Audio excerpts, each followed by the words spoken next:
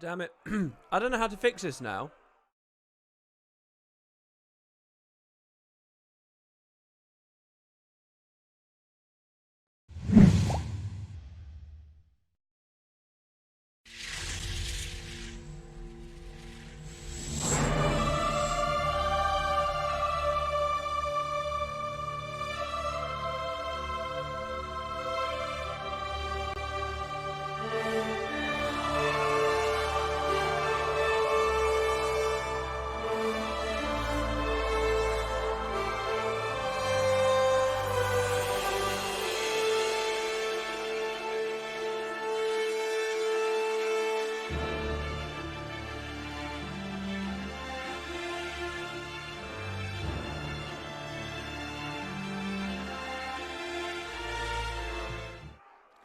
Alright, hello everybody, welcome. I've got a problem where, I had an auto-scroller on, and now I've disabled the auto-scroller. I've turned off the hotkey for it, I've told it not to scroll, I've told it not to do anything, and it keeps doing it. So today I was like, oh, maybe it's just because I still have the hotkey enabled. So I turned the hotkey off as well, and now even that's just continuing on. It's, I don't know what this is all about. Anyway, hello everyone, welcome. So we got some of the overlays back now. Cho helped me out this morning. We had a little bit of a chat a second ago, and basically through using studio mode, I can at least bypass kind of the annoying thing that was going on. So we can use these screens a little bit more now, but they might be changing again in the future. I guess we'll see. So yeah, anyway, we'll just crack on with the game in a second. Honestly, I'm very limited on inspiration for things to do today. So we might just end up in Vabby. Sorry, I'm eating a grape here. We might end up in Vabby, basically trying to get some of those achievements and doing some of the Desolation stuff, because we've got to get 200 portal spikes and we've got to get some of that stuff. In fact, let's have a look over on the wiki right now, as early as we can, at when exactly the Desolation portal spike meta goes up. So the portal spikes are, what is that? Is that the Maws of Torment? Because that's ages away. That's in about an hour. I think it's an hour that we have to wait for that. So we can have a look at that then, I guess, and we'll see. Talk about cricket if you ever run out of things to do on stream. I don't really know anything about cricket. I saw your comment on that yesterday, actually. Didn't you ask me to talk about cricket yesterday? I don't really have anything to say on it because I don't really know anything about cricket, I'm afraid. I'm vaguely aware a tournament or a cup's going on at the moment or something, right? Because of your message yesterday. But beyond that, I don't know. Hello, VP. Just want to drop by saying how much I appreciate the Living World Season 1 video. Much love. Hey, thanks very much. I'm glad you liked it. I did just wake up and have a look at some of the comments. There's been a lot of people saying... I mean, I felt a bit annoyed by it, to be honest. A lot of people are very preoccupied because the Dreamy Abaddon video exists. They're like, what's the point in this one? Why wouldn't people just watch the Dreamy Abaddon one? Like, oh, no offense to WP, but the Dreamy Abaddon one's way better. Or like, most discussion is preoccupied with talking about the Dreamy Abaddon video. Which is kind of weird because A, I'm in it. And it's using a lot of my footage in it, so you know I'm proud of that, and I like that, and I think that's fine. People don't seem to know what the Dreamy Abaddon video even is, by the way. People seem to think it was this big collaborative thing where everyone got together and worked on this thing, like it, you know, all happily and like hunky dory holding hands. It's not true at all. Dreamy Abaddon just basically went out and just took everyone's stuff and didn't ask anyone or didn't do it. You know, just gave no fucks basically. And said, all right, there you go, this is a thing. And then he remade it later and input after the initial one came out, he remade it and actually outreached to people and said, hey, will you also do this thing? Which is where I stepped in. But he basically just took what people already had. So there's nothing wrong. Well, okay, so people are saying, oh, the Dreamy Abaddon one versus my one or whatever. I think there is a big difference between them. One of them's 3 hours, one of them's 1 hour. One of them's far less consistent in its like tone and its production because it's all different footage. It's attempting to give you everything. And I mean, I already told this story when I was prepping for how I wanted to handle Season 1 for the LP. I went back and I watched the Dreamy Abaddon video, and it's a good video, and I stand by it, and I'm proud of it, but I think I can do it better, and I think that my video is better in a lot of ways, so I made my video. And I don't really think that just because someone makes a concept first, they have like a monopoly on it or whatever. So yeah, I'm happy to have been a part of both. But I think that the hour-long version that I've got, it cuts to the heart of the information a bit better. Like if you watch streaming, and especially like for my LP has already been very robust into talking to you about what the Sylvari are and what the Grove is and what the Pale Tree is and all this kind of stuff. And then if you watch the Dreamy Abaddon video, he starts with just this huge long narration about who even the Sylvari are and all this just basic information about Tyria that anyone who's watching my LP knows. So I just can't recommend it. I mean, I can recommend it as a general video, but as a part of my series, no. I'm gonna make my own one. So anyway, yeah, I think I'm quite happy with it. And if people think that the 3-hour one, I guess the only thing that slightly frustrates me is people think, oh, one's 1 hour, one's 3 hour. The 3-hour one is naturally better, which I'm sure is a perspective that I've profited off of for many years because people think, oh, WP's videos are longer, therefore they're better. That's not necessarily true. But anyway, as far as being fit for purpose, I think I did all right there. Anyway, so yeah, let's go in game and let's see what we've got. Now, I'm going to open up with checking our medallion stock. Hopefully this doesn't scroll off. I'm watching really closely right now to see if it scrolls off. Oh, I see we got chat back on stream as well. Very nice. Okay, so, right. I've done another 10 races. This time I got 7 golds. And 2 of these boxes I missed gold by the tiniest window. Window. You guys have got no idea. It was so close for some of these. But yeah, so the past 2 days, we still can't afford anything. We're just a couple of medallions off. I'm sure if I'd got those golds, we'd be there right now. But I never quite managed to. Yeah, it's probably if you get all golds 2 days in a row, it's a 250. That's probably the way that they set it up, right? That you get a stack. Oh, well, no, but then we had some overflow. That might not be true. Anyway, so yeah, I guess tomorrow will be our next tonic as far as that's concerned. Moving on, let's go do our quick race on Merlin. I'm glad to hear it, North Stars. Thanks very much, man. Dusty says another day, another drink. Dusty, are you drinking at every single stream? Every single one? You've drank 30 odd days in a row. Every day I'm tempted to do one of those, and then I remember it's just a huge chain. The funny thing is, if I do that every day, in 80 days we'll be done, right? Easy, guys. Drinking at every single stream?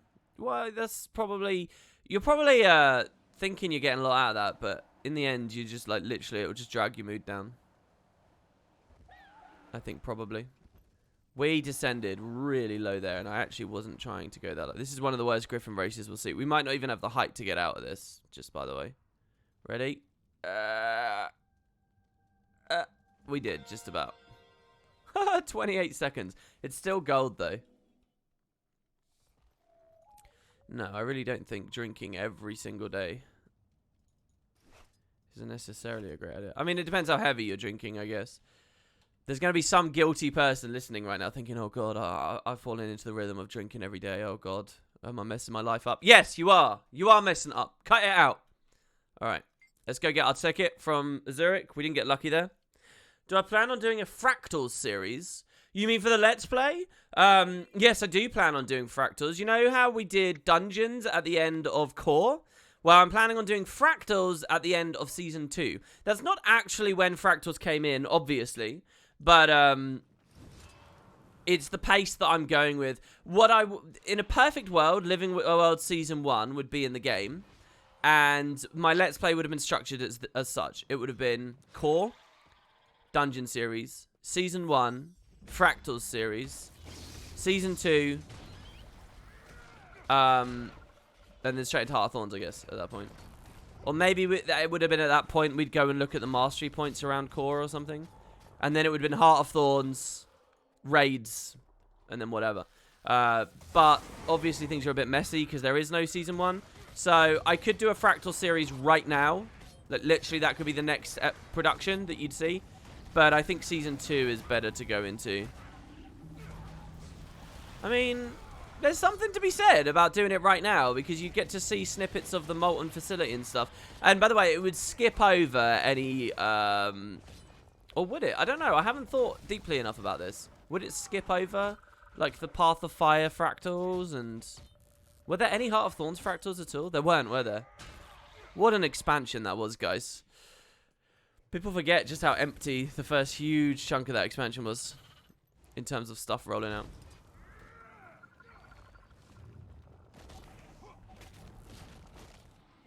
These fucking rolling devils. I don't know why I aggro on them. I really don't need to aggro on them. So, by the way, people watching Master, you might not know, but yesterday I did a bonus 3.5, maybe 4 hour stream in PvP. Basically, I showed what it's like to get half of a reward track in PvP, which was about 10 games. It was pretty fun. They were all on the same build. They were on a crate mirage.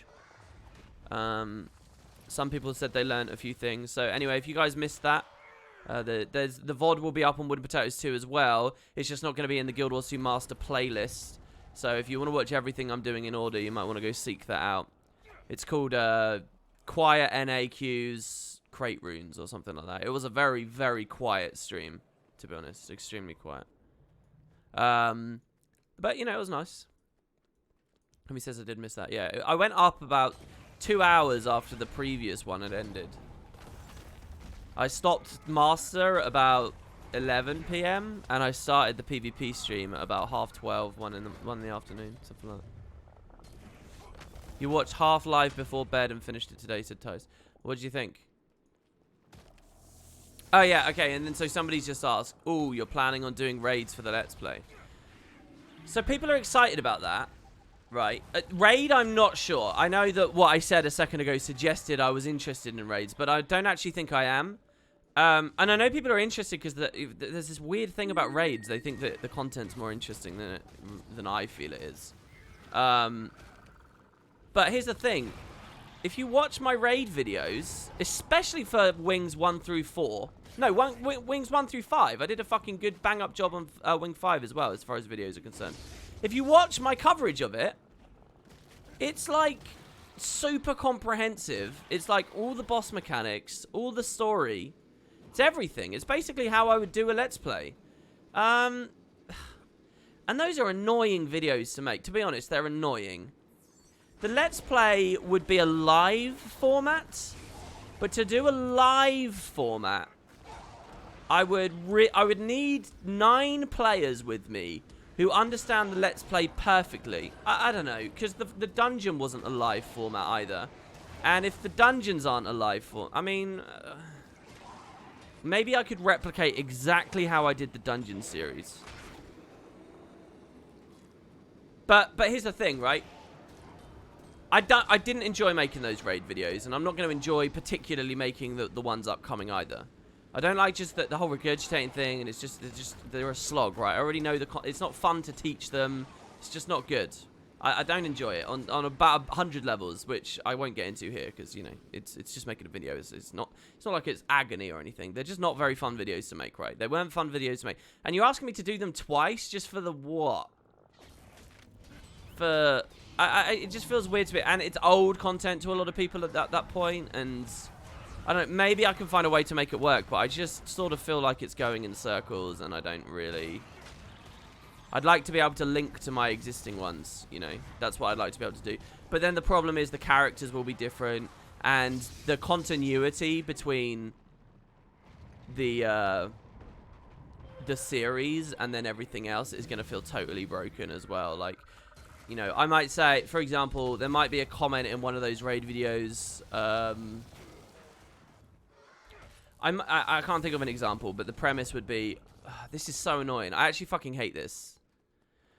Do you want to go invulnerable and break combat too? And then come and attack me again? Go on, run all the way over there, break combat, and then come back. The premise would be, in the original raid videos I made, what if I'm speculating about something that I've already listed as cold hard fact in the middle of the Heart of Thorns series, right? Something like that. And there's loads of opportunity for that to come up. So someone says, ooh, you're going to cover the raids? I already covered the raids. Go watch them. Like, I don't know. So, yeah, that's how I feel. But it is really important to me to do it as well in a way because it's like the Wing 1 through 3 is a really good segue into Episode 1 and the Civil War and stuff. Yeah, as literally Undius just said, it's like all in sync, so it feels like it kind of has to be done in a way. I'm not going to hand in eggs to finish this. We're going to kill the things. And we'll hand in eggs tomorrow. To make our 10th ticket very simple to get.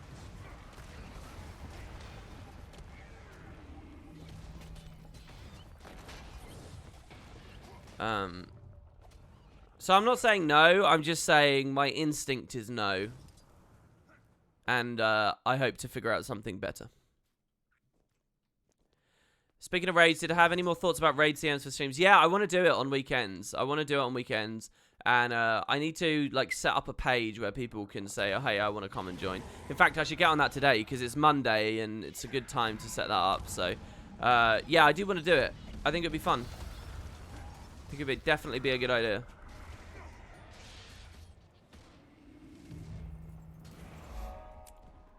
Okay, so we clear these out. Undia says you can focus a bit more on the story for the Let's Play. I focused wholly on the story last time. Not wholly. Every single possible thought I could have had about the story, and interesting interaction with journals and, you know, fucking names of skills that enemies attack with and what the enemies are and everything that I could possibly think that was entertaining about the story, I've already given you. It's not I could focus more on the story. It's all there. There's nothing else about the story that I would have to say about those wings. There's no, like, future Path of Fire stories that would come up, and now it's like, ooh, I've realised they were foreshadowing here now, and I can talk about it with a little bit more certainty. There's very little of that going on, if any at all. Though, to be honest, I'm a little bit confused right now. Hold on. What was the story of the Massart? At the end of the Zero Wing, you find the Massart tomb, right? Lazarus's tomb. So what? Who was that? Balthazar in there? I can't remember. How did that go? Did Balthazar come to Tyria and like fucking steal the body? What was the story there? Oh, it's sloppily written, isn't it? Because I can't remember exactly how that all was set up. Do you guys remember? Anyway, so there you go. Get some karma now. So maybe I could talk more concrete about stuff like that, right? I completely accept that. Okay, so we did the Griffin race. We've looked at the medallions. We got the ticket. We've already done daily. We've not done fractals, dragon stand, or tech, but they're not due up anyway. There's not a tech around now, is there? No, it's evolved jungle worm. Yeah, I really don't remember. Okay, so what we probably want to do now is get minis. So let's go back onto our warrior. We had fun on the warrior. Now, somebody did kindly tell me, I think it was during the PvP stream, that if I have already got the mini owl griffin, which I do, that's the mini that comes from the forest. So I have all of the minis from this map now as soon as I buy this next Sons of Svanir one. Jeez, it's amazing how quick this shit dies. Is the game really that power crept? It's insane, isn't it? But look at this. Ah, no crit on the Wastrel's collapse or ruin. Collapse was the Guild Wars 1 skill. The White Mantle think they're resing Lazarus, but it turns out it's Balthazar that they res. Balthazar tricks them somehow using Lys's mirror. Yeah, and we don't really see any more of that. Because there's a very distinctive, like, Massart outline. So what did Balthazar... No, what? Balthazar didn't need the White Mantle to resurrect him. That's not right. Balthazar came back after he was helped by Ritlock in the mists. Why do we think that he then needed the white... It's just weird, isn't it? Right, like, how did he come into Tyria... That moment where he assumed the form of Lazarus is weird. And then we got to think about episode 6 of season 3, right? At Siren's Landing. That's Lazarus actually being revived. So what was the whole thing with the tomb?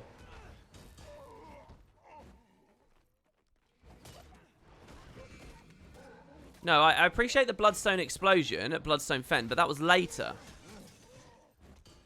That was later. The whole thing with the Bloodstone explosion is in the Bloodstone Fen release, which is after he'd supposedly been revived at Zera's stronghold. As far as I remember, anyway. At the tomb. So, saying he wanted Bloodstone energy doesn't actually explain what we're trying to talk about. we all understand Balthazar came back from the mist and he wanted energy from the Bloodstone explosion. So he probably decided, right, I'll assume the form of Lazarus or whatever and get these cultists to help me. That's all fine, right? But what about the bit that the raid was actually showing?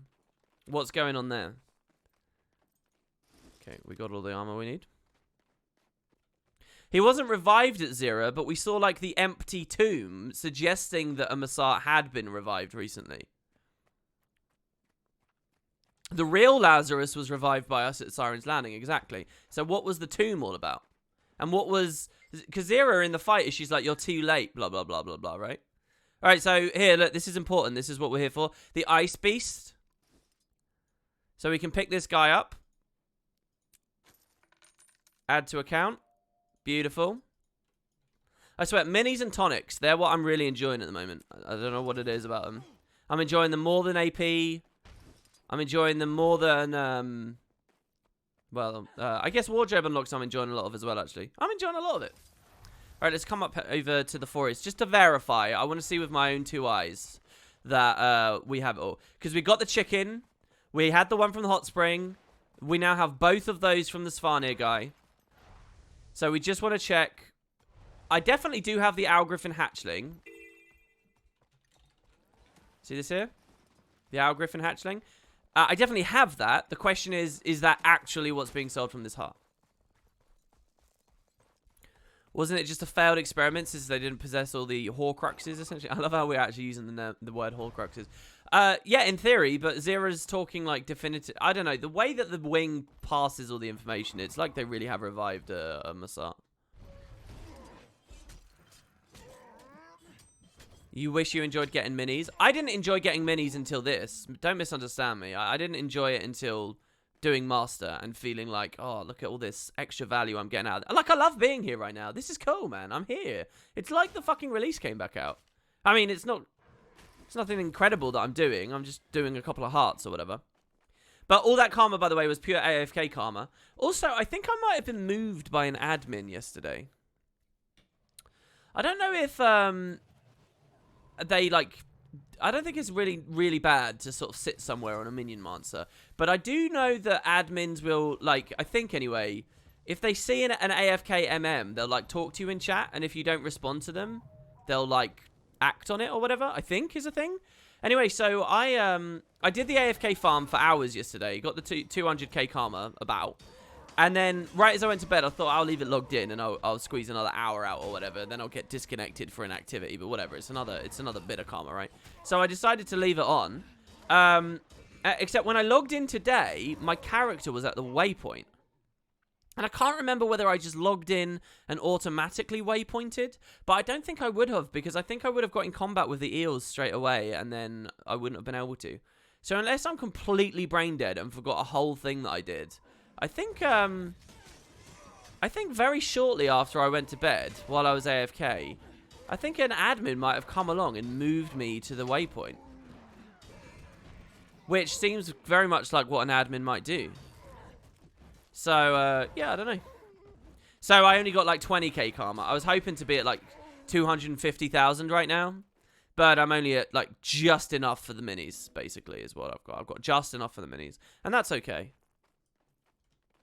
The game sometimes bugs and puts you to the first waypoint on the map. I wasn't at the first waypoint. I was at the nearest waypoint. I was at the waypoint, like, near the Inquest facility.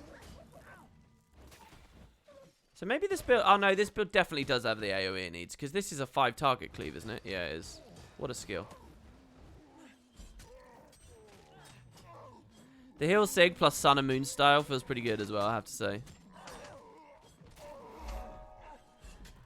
Right, so there we go. We've helped protect the endangered snow griffins. Let's go to the heart vendor now. I guess we'll gather some berries while we're at it. Can never have too many berries.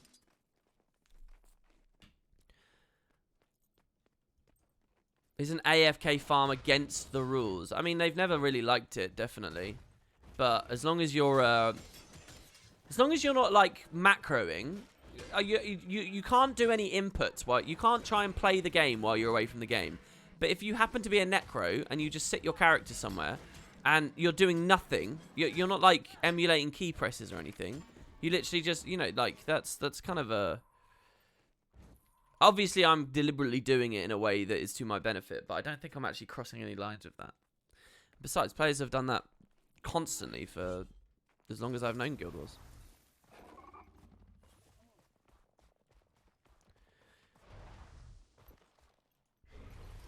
And I'm sure they'd step in if it became a big issue for the game, you know, like they did with the turret farm in Lake Doric. Okay, we do have the Owl Griffin. Brilliant. Okay, so we're slightly less... We're missing a little bit of karma here. Just a little bit for the thing. Oh, here you go. Never mind, we got enough.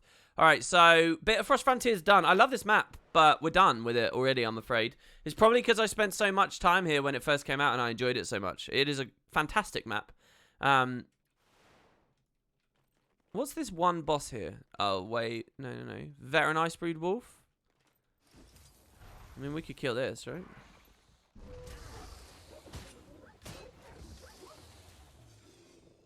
I swear to God, if I never got that full counter, I would have been miserable. I didn't actually want to hit the little target with that. I wanted to hit the big one. But it's fine. We get a Vicious Fang from that as well. Okay, so... Season 3 progress continues. We're done with Ember Bay. We're done with Bit of Frost. Next, we go to Lake Doric, which is episode 4. So Lake Doric, I'm pretty sure I've got a lot of stuff to get here. So strap in, guys. First, let's go to the generic vendor and see what he's selling. I've got enough karma for one more mini today. But Lake Doric, as well, we'll be looking at soon. Okay. White Mantle Scroll, Jade Pendant. Alright, this is all clear. We're fine with this.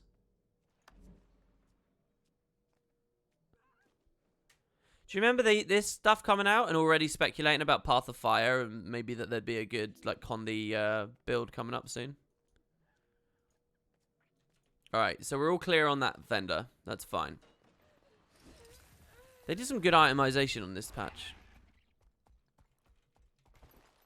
It's weird. I'm more than other maps, I'm tempted to pick up these jade fragments. I wonder why. I wonder what it is that's compelling me so.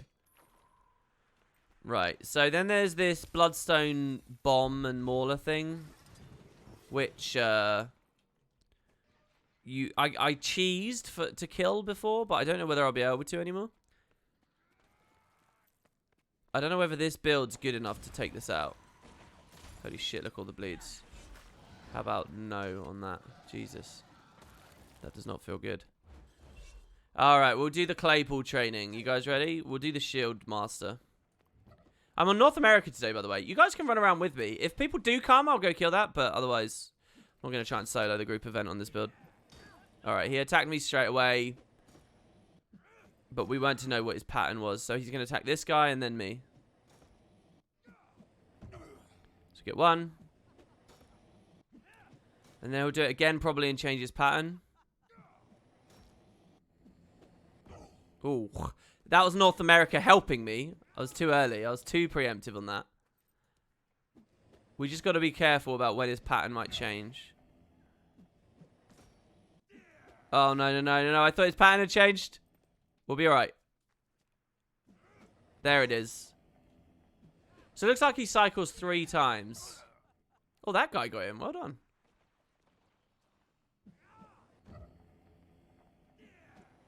He didn't even attack this dude. It's got to go him, right? And then me? So it kind of looped in a weird way.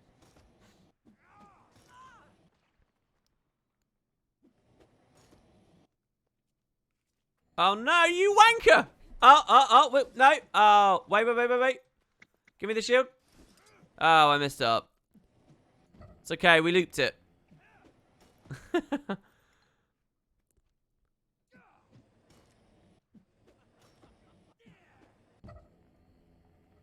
Shield main hand when. I know, right? I'm game for it.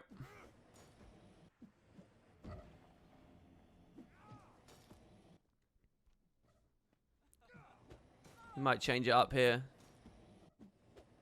No. Okay, good. Right, let's see what minis we have available for sale here. I appreciate I could just go to efficiency and bypass all this, by the way. I get it. But, all right, we got 3 people here. If they come, then we'll kill the bomb. But, you know, this is more fun, guys, than digging through the lists and going on Wiki. So, here we go. Convalescent Logan. Where does Convalescent Logan appear? He's in this patch, is he? So this shield is a bit of a mistake on both the Let's Play and the behind the scenes of the Let's Play. You want a bit of trivia here. I equipped this onto Deborah, and I thought it was just a classic skin, because I don't use forward skins, future skins, try and do it all in order. I thought it was a classic skin. I had a comment on the day where people were saying, no, this is season 3, blah, blah, blah, because everybody naturally knows where anything to do with a skin, people know. So, I made that mistake. And then at the end, you know, several episodes later, at the finale, I did the behind the scenes, and I was talking about my rule set and all the planning I put in the series, and I said, there's a moment where not only do I say, oh, there was a plan for the series to never use a skin out of order, but I even go as far as to say, and I never broke that. I'm very proud of never breaking that. I say something like that in the behind the scenes. And after I posted the video, I remembered that actually there was a moment in the series where I had broken it, and it was with this bad boy. What I guess I meant in the behind the scenes is I never deliberately broke it. It looks ultra shiny here, but when I was equipping it in the series, it wasn't looking very shiny. All right, so we got Convalescent Logan. Another mini down. Another 105,000 karma spent. Did I just see? Shit. We're low on jade shards as well. Why are we so low on everything? I guess I'll pick this up. Wow, we just got 10k karma there? So tomorrow we're going to have to get some jade shards for whatever other minis await. Yeah, look, there's some random players here as well. I could probably put banners out at this point. Do we want to balls rush that? Nah. I mean, I probably should have actually because of peak performance. I think I'm dead. Like, no stab. Instead of grinding my way through this, we'll go for the combat break. And we'll put balance stance on. I mean, it feels almost unrewarding to be on balance stance here because... Oh, that's just damage, is it? Because the AoEs on this just pulse and pulse and pulse. Full count is pretty handy on this one, though, because we can obviously use the orange things at the bottom to know. Ah, there. Oh, mind you, maybe it's just like bullet hell. Oh. Well, I died even after the full counter. That's a shame. I guess we can't rally on the little guys. I'm probably dead, yeah. Let's go back in. Glassy Ducky subbed with Twitch Prime. Thanks very much. Don't stop streaming, they say. Oh, look, the messages are on screen now. Oh, that looks a bit off. Let's put the alerts over chat. Let's do it that way.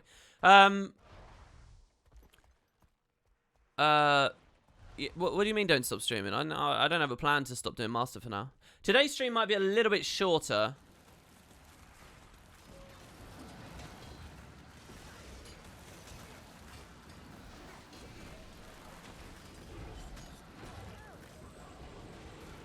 Alright, there we go. He's dead. Oh, the freaking explosions. I thought that was a blood well for a second. Look at this. I thought that was a blood well for a second. Look, all 3 of us are down. But it was some other AoE.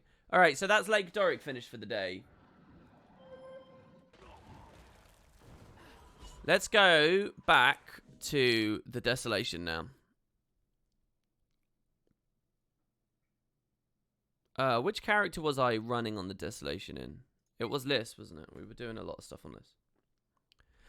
Last week I asked you how ArenaNet could incentivize players to go for Guild Wars 2 Master. I'm not sure if you've thought of an answer since, but I think it may tie with further incentivizing or reworking the achievement system.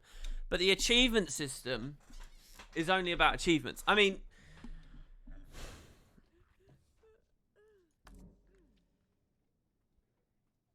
You could argue if AP boxes were more rewarding, people might go for it more, but I don't know whether I agree. Look, here's one thing they could do. Guild Wars is so difficult because there's so many fucking things people just throw their toys out of the pram and scream about. But if every 1000 AP you unlocked like an actual place to explore or like little area or something, you know, if there were like Hall of Monuments style places dotted around the world, like mini instances for you to enjoy yourself in for getting AP, people would feel like it's like one of the main objectives of the game to build AP so that you can go to all the different places. And that works for any number of products and any number of communities. That works so well. I don't know whether people would just loathe that in Guild Wars though, because they hate being told to do one thing before they get to another thing. Like, it's just the community is just so fucking broken, honestly, I think. But I think that would be a brilliant way of doing it. You know, if at 40k AP I got to go to some fucking cool little place, even if it's really inconsequential and minor, you know. You know, like these skins, you get skins from these, right? What if instead of just being given the skin, you went to like a little room with a single boss to kill or something and a tiny bit of dialogue, and then the reward for that was the skin, right? With that, people would be it would be so much more players going for that. And then what you would have to do is really intelligently roll the minis and the finishers and the gliders and all of these things into achievements. So it all synchronizes together under one glorious unified system that continuously pushes you into these new little pieces of content. That would work, but would it work for Guild Wars? I don't know.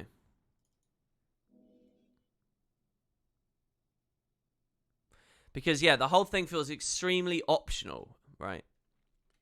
It's all very optional. And it kind of has to be. Everything has to be optional because ArenaNet sort of told people that that's the way Guild Wars is.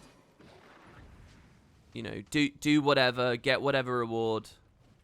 I mean, I question everything I say, though, because in a big way, that's not true, is it?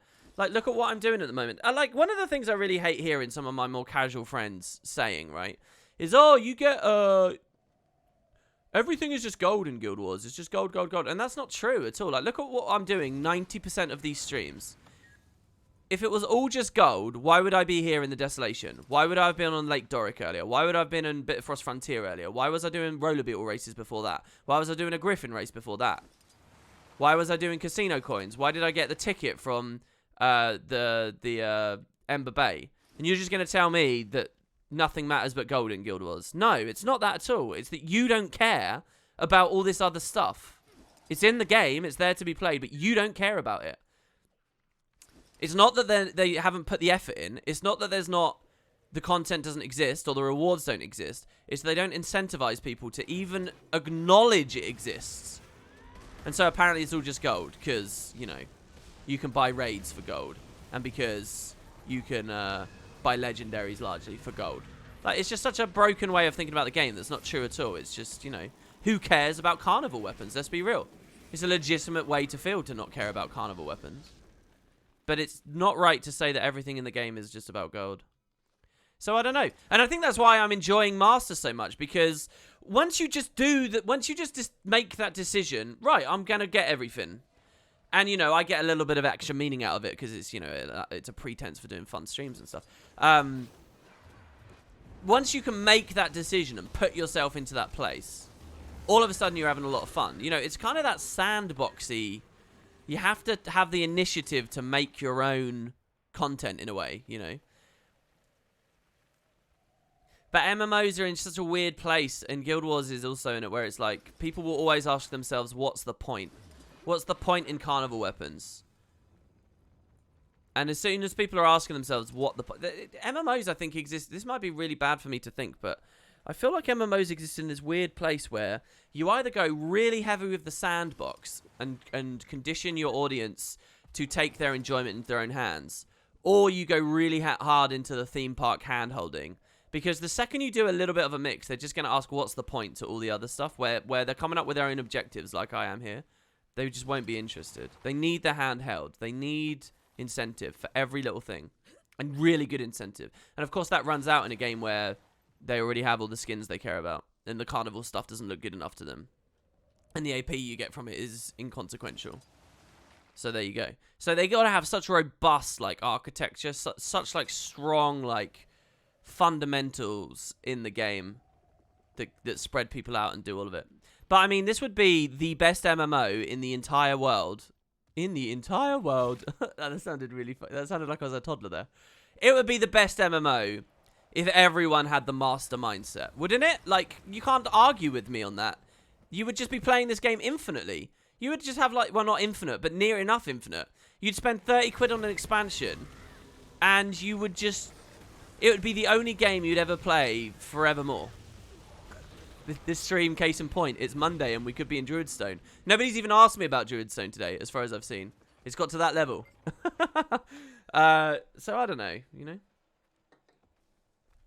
But what is the answer, you know? It's not that necessarily the player's fault that they're monkeys that exist in, you know, that are easily manipulated and you have to basically coddle and stuff. That's the human condition, isn't it? So I don't know. I know, I want to play Druidstone too. I was actually feeling very guilty about this stream earlier, and I was hoping no one would say anything because I feel very good. And then I felt bad if, and then I thought, oh, but if no one's saying anything, that means they don't care anymore. Maybe I've missed my chance. Yeah, I am feeling quite guilty about it. I want to play it. But I've got no excuse to not play it today. My excuse is I haven't looked into fixing the frames. That's it. That's all it is. Well, as much as you joke about the Corteria thing there, if the base game and those formative early experiences really taught people about AP in a very direct and serious way and really incentivized AP, I think people would care about it more. I think it is the duty of the core game to show people these systems and make them important to them. I really do. But it doesn't. Like, AP is completely broken. You can make a new free-to-play count, log in on a character, and you start with, like, 12 AP or something. You start with 12 AP, seriously. So I can't even sit here and say, oh, what they should do is they should give you a unique reward right when you get your first AP, whatever that is. And then you should, like, the reward should come pretty fast and thick, but be really interesting for totally new accounts and new players. I mean, it's kind of hard, though, because they give you AP, they start throwing AP at you too fast as well. That's the thing. If I could just completely redo everything, I wouldn't have you gaining AP until you're, like, level 80. Well, maybe that's too late. But I wouldn't have it in the first 20 levels or so. Because there's so much other stuff that preoccupies a player, right? Like, you're learning about leveling, and you're learning about traits, and you're learning about gear, and, like, there's enough things to make people go places and do things and to learn the power of, that you don't need to introduce this other system on top as well until quite late. You can wait quite a while before things start giving AP. You really can. And then when people start getting AP, you want them to be deep enough into the game that whatever reward you give them for that AP, they genuinely value and they know how to value. Because it's that thing where you could spam a ton of shit at a new account and a new player, and it could all be really, really good stuff, but they don't get any... They don't appreciate that it's good stuff, or they don't get the value out of it because they're a new account and they're a new player. You know, it's that whole thing of... this is my favorite story. Years ago, some big streamer or player from another game came over, started playing Guild Wars 2, and had, like, loads of people watching them. And then someone just straight up gave them an incinerator in their mail, like, right when they first logged in. They just got given an incinerator. I wasn't there for this stream. This is just a story I've heard about, right? But they got given an incinerator, and everyone's, like, outraged. Like, oh, my God, I can't believe they got... But the thing is, the response they got for this incinerator is the stream was like, oh, that looks really fun. Cool. And then they, like, maybe equipped it or maybe didn't talk about it again, and that was it. Because they don't know. They don't have... And that's true for everything in the game. So, you know, you got to really pace this stuff out. Again, it's what I was saying about when they did the new player experience. I actually don't mind if they dumb down a lot of the core... The original maps, as long as that those gameplay interactions start filtering in later. You don't have to blow your load early, right? That's the thing. You can sort of tease it out of them. And, yeah, so I don't know. These are just how I feel about it anyway. Yeah, there you go. Someone just mentioned it. Apparently it was a soda pop-in stream. I guess he's a WoW person, isn't he? Or was. I don't know. Haven't heard that name for a long time. But I think... that kind of illustrates what I'm trying to say very well. Right, we're going to be quick here. We got 30 seconds. Skyscale is so good in this one here. This is like the best one to do. 20 seconds. We should make it. I'm just getting some more juice. Maybe if Zenith Weapon was awarded sooner, not too soon, but before 1k AP? I don't know about that. I don't know how that would help. Isn't that completely contrary to what I was just trying to express? We got 6 there. That was pretty good. I'll go check at the next likely area. I think maybe one of the problems with the game is the collection system.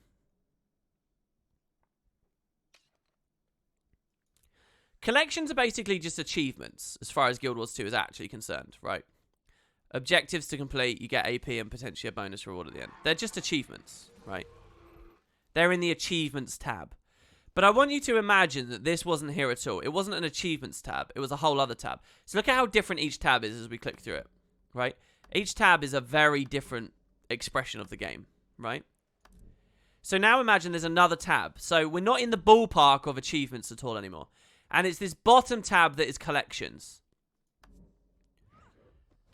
And it's here that players are getting attentive to finish all the carnival weapons, and to finish all of the zenith weapons, and to finish all of the elementalist conjure weapons. Every set of a thing in the game should be a collection of some kind. And then there should be meta collections on top that, you know, work in accordance with that. And I think collections should dynamically update as new stuff is filtered into the game. So, for example, there should be a Living World Season 4 collection for minis or something. I don't know how it would work, because then minis is obviously its own thing in here. But I think that was possibly one of the devs' mistakes, trying to make collections achievements, or basically for time efficiency, sort of bungling them both together. And maybe in that world, more people would be Guild Wars 2 Masters, right? Maybe that's something there. I appreciate it's not a very tangible thing I've just offered there, but hopefully you guys understand the gist of what I'm getting at. Yeah, like, collections are pretty boring as they currently exist, right? They're just a list, and then, I don't know. Yeah. Maybe if it was this new sort of section that was then unlocking tangible content, right? Maybe if you finished the Zenith weapon collection, you got you got access to the Zenith lounge. Well, no, I don't want to say lounge, because lounges obviously aren't value to some people. But, you know, you got the Zenith dungeon, or the Zenith mini dungeon, the Zenith jumping puzzle, which gave you the Zenith backpack at the end or something. And that's another problem with Guild Wars, that it's, you know, what if backpacks were all very prestige, and they all were about on par with one another, you'd have this worthwhile thing where it's like, okay, you can, like, legendaries are pretty much the only thing in the game that suit that purpose right now. But you couldn't give a legendary for every collection. Maybe you could. Maybe legendary backpacks should have been handled differently. Maybe the only way to get a legendary backpack was from finishing a really challenging meta collection, you know, or something. But then it's tricky, because if you're going to dynamically update collections... Oh, he's over here. What do? Do you take the meta reward away from someone? If it's a full-on skin, that doesn't feel so good. These are complicated questions. With the way that Guild Wars is built from its core, they're very complicated questions.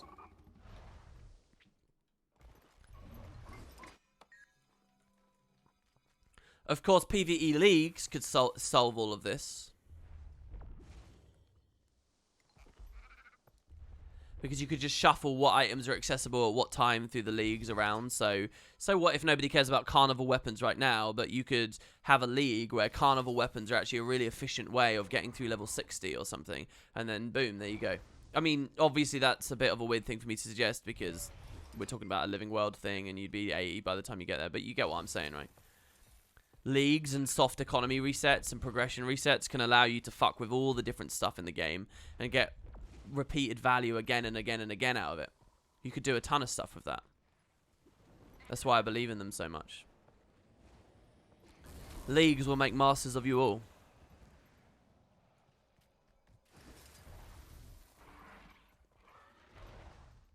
Does this guy work for ArenaNet? Absolutely not. I do not work for ArenaNet. I've just played too much of this game. Or you're saying that sarcastically, in which case, screw you, man. I have feelings. I'm a human being. I am a human being. Do you think there will ever be Gen 3 legendaries? I don't know. I really don't. Depends how long term they're thinking of the game, and the entire foundation of that feels like it's been shaken since the layoffs, so who knows? Who fucking knows? I'd like them to treat it as a permanent fixture and, you know, super long term. But I don't know. Oh yeah, there is a clip where I'm saying I am the company, yeah. In a jokey way. This badger is so cool. Show me a better Springer. I'll wait. I really want to use the prototype portable position rewinder, but I don't know whether it's worth the effort. Not the gecko. We've just traded out of the gecko for this. No, you're wrong. Wrong. It's not right. It's foolish. It's short-sighted. And it's flawed. What a foolish thing to say. Gecko? Absolutely not. Better Springer Sky Scale. The shade. Alright, let's go. We're going south, it seems. Okay, why did the mount wheel fail that time? That wasn't... That guy opted to cling to the cliff. I opted for the full ground reset. I think mine was a bit... But how did that other guy get up so quick? He's on a roll. Look at that. We all got the same guy as well. Did you guys notice that? The Red Panda one. That one is also pretty good, I must admit. But it's too memey. It's too much of a meme. So, oh, we got the same again. Let's try Springer this time. I reckon our badger friend will do better than the Sky Scale.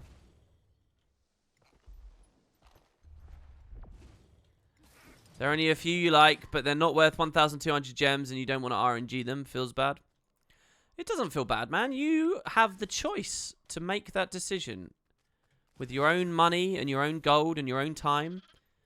The market has spoken to you and you have said no. And that's a beautiful thing. Doesn't feel bad, man. You are making the choice that has made you happiest. And that's to not buy it right now. Who could be upset with that? Wait, but you want everything? What a fascinating realization. You've never felt the need to have more than 9 characters? Well, with the current state of builds and build templates and stuff in the game, I certainly have. But you never know.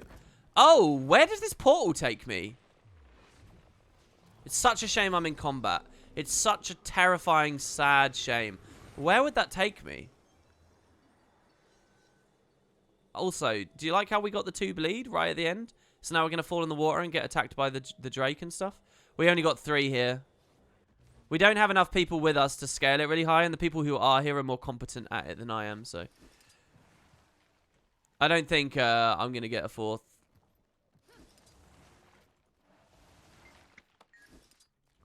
It is the high RNG one. We've got 30 seconds. You ready? No, it's not the high RNG one. Wait, what? No, I think it is. I think it is. I swear it is. It's doing the weird minimap thing, though, where it's broken on me. It is there. Okay, we did get 4. We got the 4th.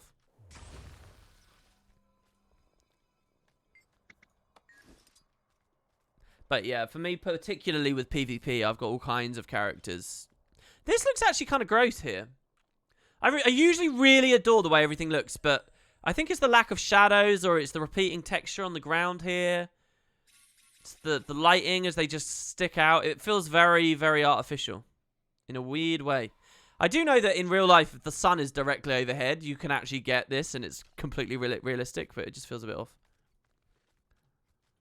Of course, all we have to do is turn around and see more beautiful stuff. Like, look at that. Cho, I'm going to make chat smaller. I think it's too big, man. I'm going to make it down like that. I hope you don't mind. I think that's way too big.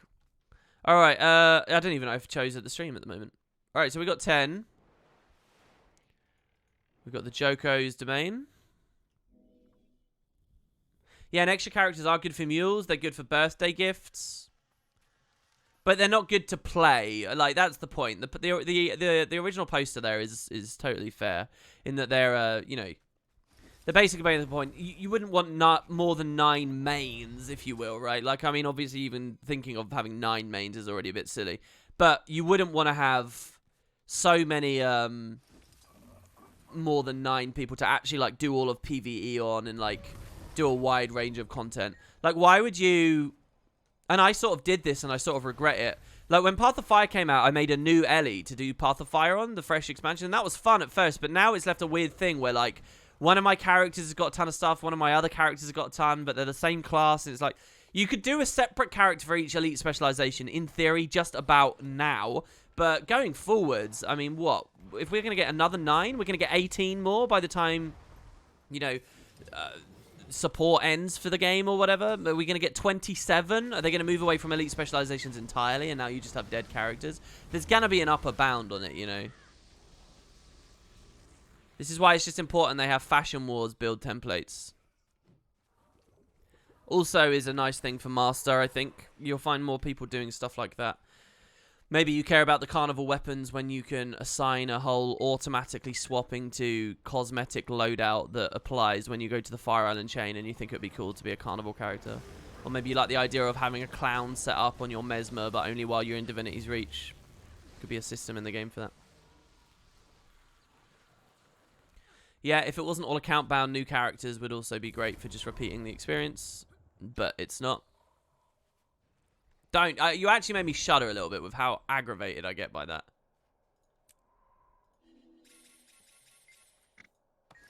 People want account banning, so let's go off the complete fucking deep end. And eliminate any oriented gameplay whatsoever. I'm sure they didn't intend to do that. They just weren't thinking. Oh.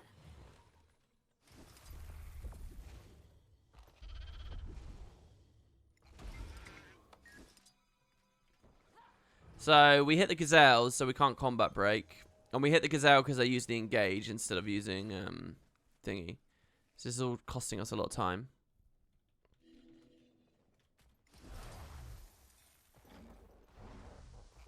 So do I get the finisher for just doing 200 seals? Or do I get the finisher for doing... or do I get the finisher for doing 200 seals and 100 portal spikes?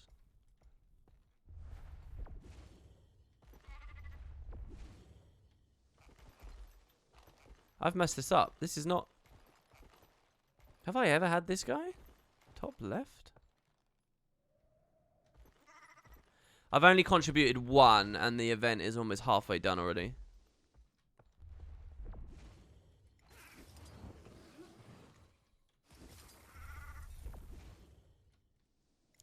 This is so bad. I've gone such a fucking ridiculous way. Wow, is it true that... Is he actually up here or is he down? No, he is up here. I don't think I have had this guy, though, so I don't know what the most effective way is.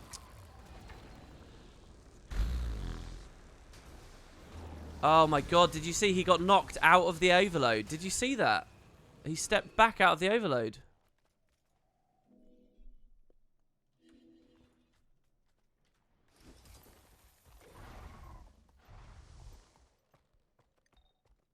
Hey everybody, I'm up because of an early flight, but it means I catch the stream. Hey, congrats. Where you? Well, you don't have to tell me where you're flying to, but hopefully it's not a horrendous, super long flight. I think the only account-bound thing should be legendaries, just due to how much time and effort is required. But no, I don't even think legendaries should be account-bound. I really don't. I really don't. Because no, there's way too much for me to get into. But look, for my perfect MMO, so much of it would be different to like, I've seen the way Guild Wars has done stuff, and it has pushed me into the opposite corner so heavily. So like one thing I really don't like, I was talking to a friend about this the other day. Can we get the last one? No, because I engaged, because I'm a dummy. So now we've hit that guy. I mean, I can try. That overload there as well was for swiftness. which is also stupid because it aggroed this guy and didn't even kill him.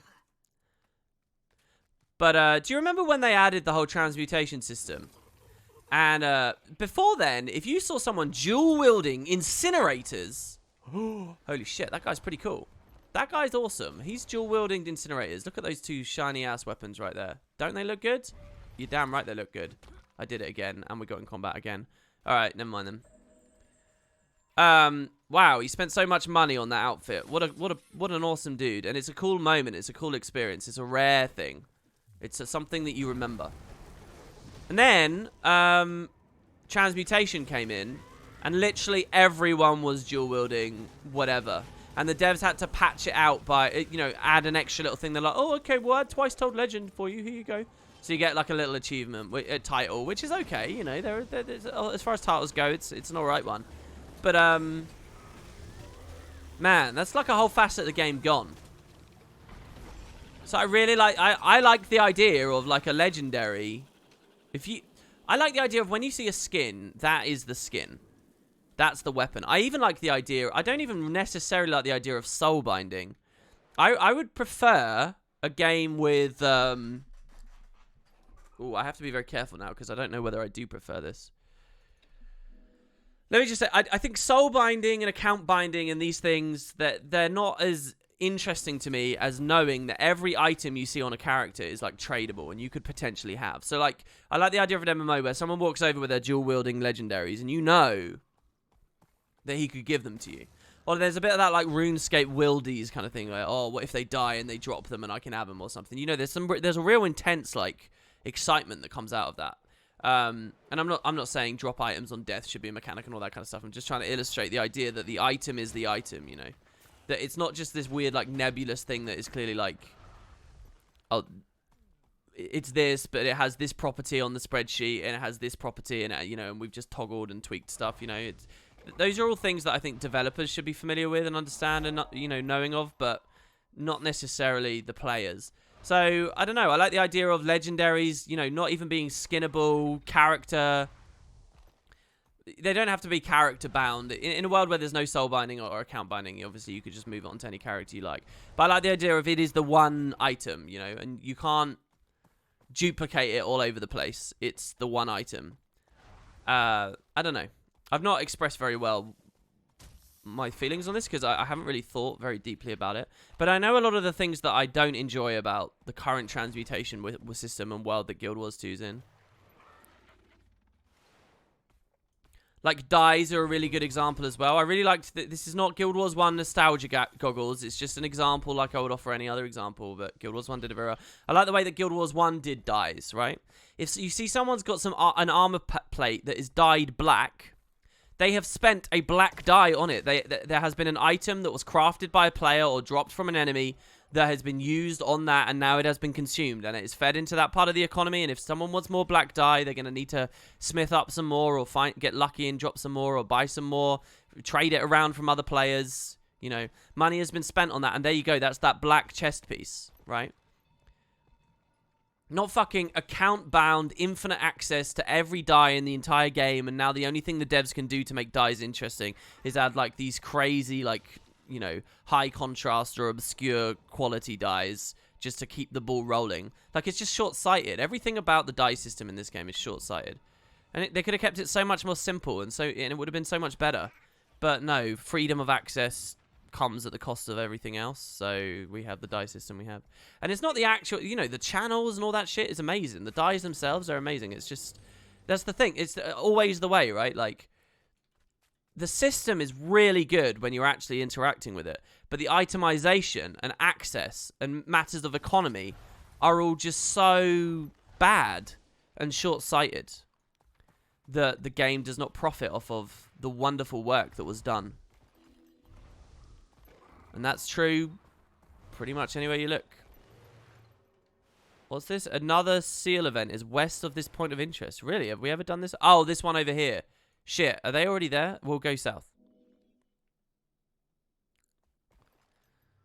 So do you guys get what I mean? Like, but everything I'm saying is like, you know, it's sacrosanct. You can't say that. No. That's against the Guild Wars way. I play this game because I can dye everything for free. Yeah, look at the colors down there, man. Look at that. Holy shit. Yeah, for like 5 minutes a month. Great. Do you not realize how much more value and enjoyment and playtime you'd get out of the game if these systems didn't coddle you? Do you not realize? No, they don't realize. They haven't thought about it. Ale says, I love you, WP, but I'm happy you're not in charge of the cosmetic side of the game. It's because I value... Look, here's what it comes down to. I value game systems, economies, itemization, incentive to play far more than freedom to play Barbie. That's my priority. My priority is not the fucking Barbie bullshit. That's like not relevant. And even to the people who love playing Barbie, squeeze some playtime out of them. If they like Barbie so much, get some playtime out of them. That's how I feel. And look, anyway, that's just my ideals. I'm not saying this game has to change to be that. And I'm not asking for it to. It's just, you know, these are my opinions when I get deep down.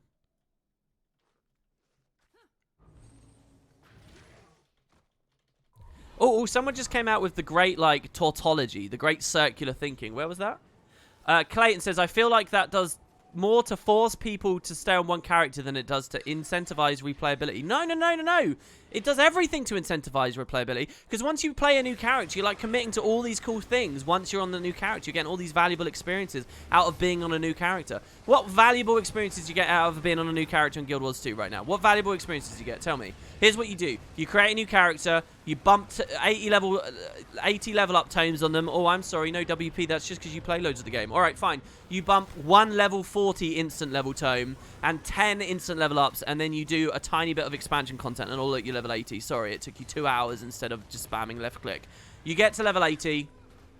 You pop your little instant access hero challenge unlocks, or you do a single train that someone handholds you through. You've got your elite specialization. You take your ascended gear out of your bank that you already had. You assign all the skins on it that you already had. And you go to the new Living World episode to play the One Living World update, and then you log out. That's the value you get out of a new character. Don't tell me that you get more value out of replaying alternate characters in this game right now. You don't. You have easier access to all the shit you're going to get straight away, and then you're done. I'm surprised I got... Oh, no, yeah, this is not the right thing.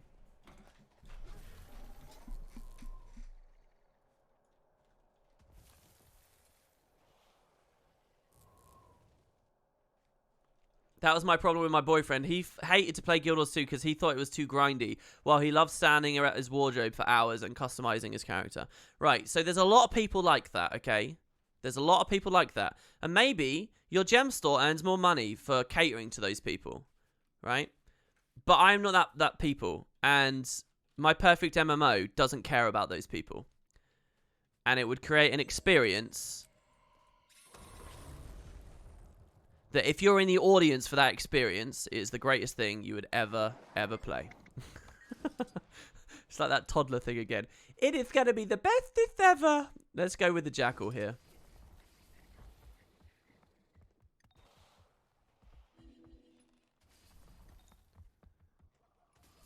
That felt okay. Skyscale would have felt pretty okay. Why do I keep doing this? Why is my muscle memory to use the engage instead of my happy little hotkey that's sitting there on my thumb, on my right hand? Ooh. Oh, I'm available. Just press me.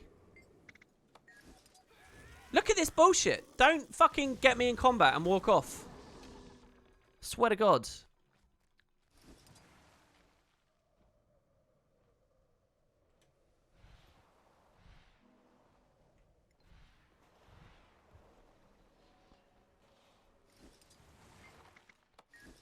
More field orders. North again.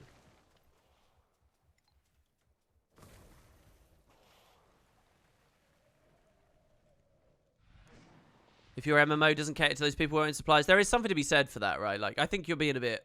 Oh, I know the true answer. You don't know that for a fact. But it is very true that MMOs in general have to appeal to very broad ranges of people to sort of keep the population there and keep things going to an extent. However, I also think there's something to be said for doing something that's truly brilliant for a certain demographic. And if you think long term with it, I think you can get a lot out of it. It also, one of the more interesting things I've always wondered about, I think personally, is the concept of a massively multiplayer online game, make an RPG too if you like, but that is not permanent, that is designed to be consumed like a single player game. Come on, don't do it. Don't do it. Okay, good. So there's a whole spiel to get through with this that I'm not going to be able to just do here. But the concept is like to deliberately have it be... okay, we're going to make this big adventure and this big experience and this big community-oriented thing, this massively multiplayer thing. But we don't really care about keeping you in there for the next 5 years. It's probably going to be out and it's going to be really populated and really active for about a year to 2 years, year and a half. And after that, do you know what? We're moving on. Like you would a single player game, basically, right? And the friends you make in that MMO and the experiences you have in that MMO, you'll cherish and you'll remember.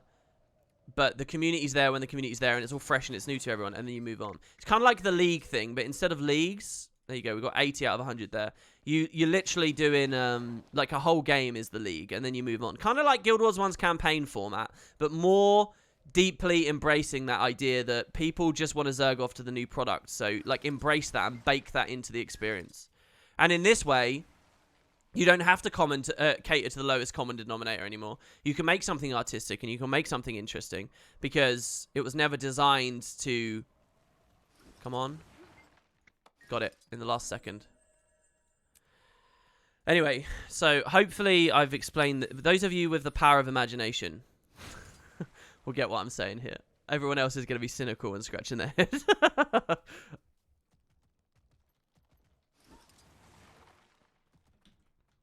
No, Soulfire. I'm not talking about doing Guild Wars 1. There's elements of the Guild Wars 1 format that, yeah, do kind of cross over, but I'm not actually talking about just doing Guild Wars 1. Oh, is the Moors up? Is the Spiker thing up?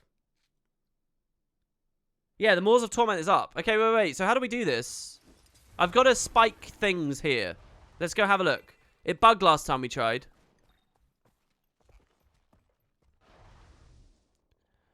Oh, someone said in chat, in 1 minute. No, I'm talking like having the balls to like... Imagine if Prophecies was deleted after Cantha came out kind of thing. And it's going to sound like this hideous combination of like all the worst things that Season 1 offered and all the worst things that Guild Wars 1 offered. And you're talking about building a whole product around it. But it's all a matter of time scale and pace and, you know... I think there is a middle ground there, though, where it's like, look, the Prophecies was this thing and then, you know... And a lot of the problems that Guild Wars 1 ended up struggling with, like in terms of balance and items and stuff, were because people were taking their pre-existing characters into future content and comboing skills from old content with new content in unwieldy ways, and it kind of went crazy. But you have, like, a hard reset each time. Right, I'm talking... it's a proposition along those lines. I'm with the tag. Is this bad? Should I be at one of the other lanes?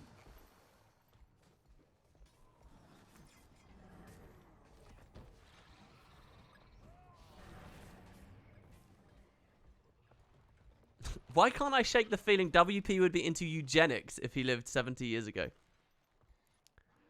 Well, I haven't really read much about eugenics. If there's something intuitively that makes sense about a perspective, then yeah, a lot of people will fall for it.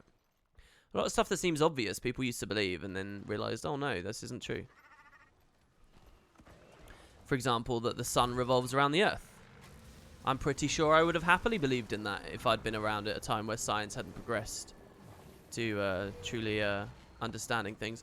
And in fact, I was reading... who was it? Was it Galileo? Who was it that, like, got major punished by, like, the church for going against that? I was reading about that the other day, and the fact that everyone always sees this as this terrible thing that, like... and this great example of why... of, you know, science and religion coming into conflict and whatever, and, you know... This guy had found out the truth, but he was suppressed by, you know, the institutions at play. And anyway, I was reading about that, and everyone always sees it as this story in that way. But in reality, it was actually kind of interesting. Other people had already proposed that it was actually the Earth revolving around the sun, like 100 years prior, but they had just like they just proposed it. They hadn't stood on it and like and said this is absolutely the fact or whatever. So people were willing to accept it might be true, but there wasn't enough evidence for it, and there was no controversy. But when whoever this guy was that was majorly punished and whatever, all his books were burned and stuff, that had proposed that, supposedly it was something to do with like a contract. He'd like contractually done this thing and like stood by it, and it was actually a little bit more complicated than people think it is. That's such a shit bit of the stream there. Listen to what I just waffled out. Look it up, guys. Look it up. It's more interesting than you think it is. Oh, here we go. Portal spikes. What am I doing? I have a portal spike. Spike portal. Oh shit. So what? I just run backwards and forwards from this. Charge the portal with realm residue. So grab the residue. I have a spike. It was Galileo. Yeah, and it was via the moons of Jupiter. But read a little bit more into Galileo's like persecution.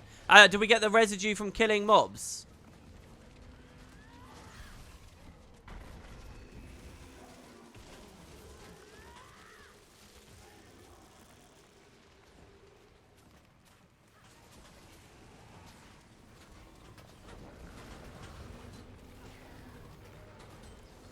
Yeah, there you go. Ailes knows as well. Yeah, yeah, and it was like it wasn't as harsh as people believe. And then the have I got one?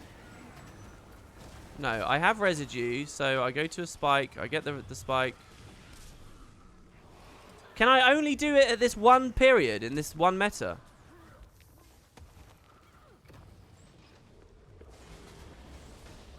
Can I keep doing it? I mean, it's a 0, right? What's the story of the residue and the spikes and stuff? I don't even know, really.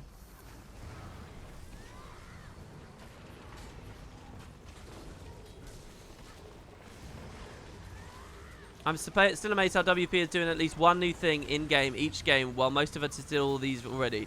In my mind, he knows everything. Look, well, as far as POF is concerned, which is a lot of the stuff that we're doing at the moment, I really didn't interact with it much. This meta in particular as well.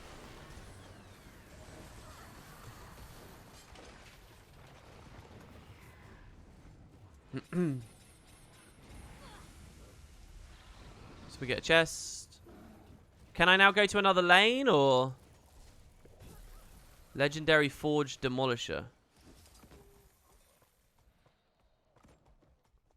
This event scales terribly. Well, isn't it good if it scales terribly, because it means you can get more spikes in, right? That I've got to say, that was a very cool interaction I just had there with that guy. That was very cool. His flame wall causing me to try and climb off the side, and then I fell.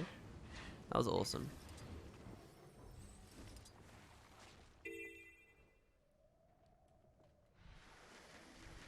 That was also very cool. I don't know if I've ever fought this. Maybe I have. Look at him. What a cool boss. I don't think I've ever fought this boss. Is he at the end of POF story? Look at this guy. He's huge. What? What is this? I've never done this. I don't think I've ever done it. But shouldn't I have an achievement for having finished the meta at least once?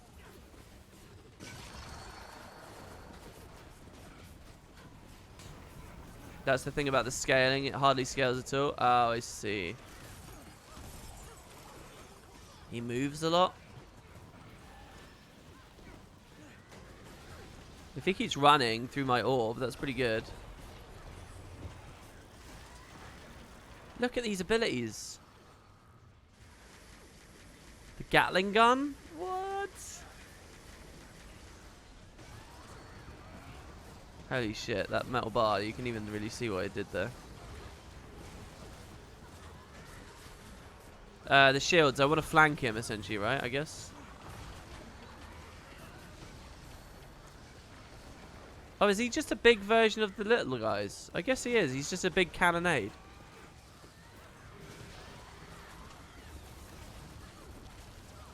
such a shame that the game doesn't really let you truly, you know, admire his design and stuff. At least he doesn't flash as he gets struck. That's really nice. I think that's the first time Liz has ever beaten that. Oh, maybe not. Evening stream for Dragon Bash, or I'll be shooting for video alone. No, I'll be doing a video, and then we'll do. Oh yeah, so tomorrow is Dragon Bash. So tomorrow we actually get a lot of new stuff on Master to look at. We've got all the minis to look at. Okay, I can only cleanse fears so many times, game.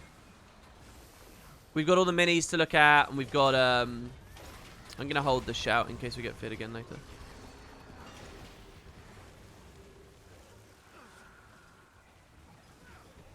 Because I'm assuming there'll be menus and skins and whatever they do. Oh yeah, and keys. We have 50 Black Lion keys. And hopefully, I don't know, I'm hoping people might send some more tomorrow as well. That would be really nice.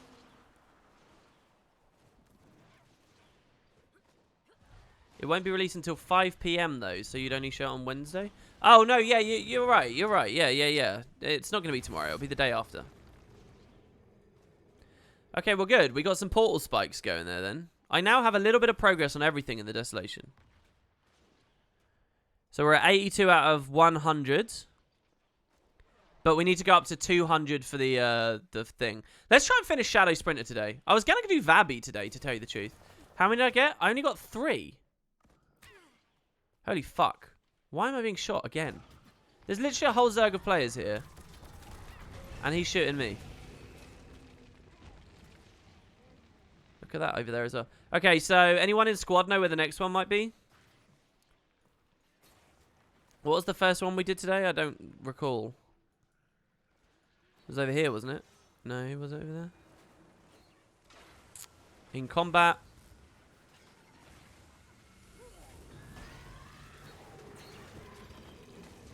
Yeah, 3 out of 100. It's going to take a long time.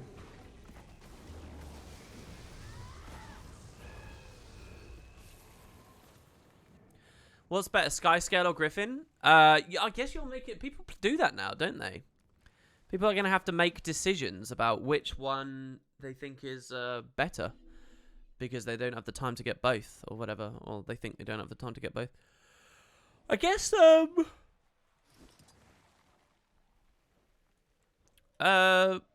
Skyscale, probably. It's more of an all-terrain vehicle than the Griffin. Like, I would not have been able to utilize the Griffin for that thing you just experienced there.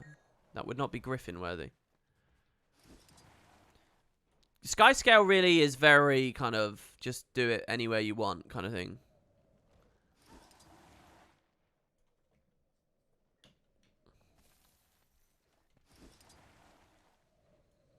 Actually, I think everything you're watching right now, the past literally 20 seconds of the stream, I think really is a very strong case for why this mount is too strong.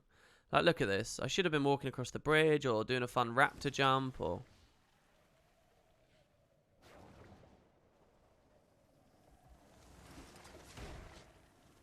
Do we get interrupted collecting these? Oof.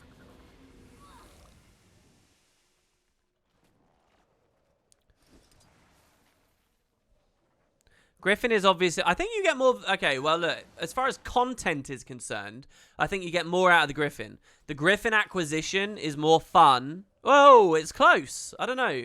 Griffin acquisition and Skyscale acquisition are both extremely enjoyable, to be honest. Griffin one's very good, though. You get to go to, like, a whole new instance and stuff. You go to, the like, Cormier's library and things, the Shadow library. You get a lot of voice acting. If you're a Guild Wars 1 fan, there's a lot of good stuff there. And then once you've got the Griffin, there's all the Griffin races all around the game. The Skyscale, like, course things with the magic.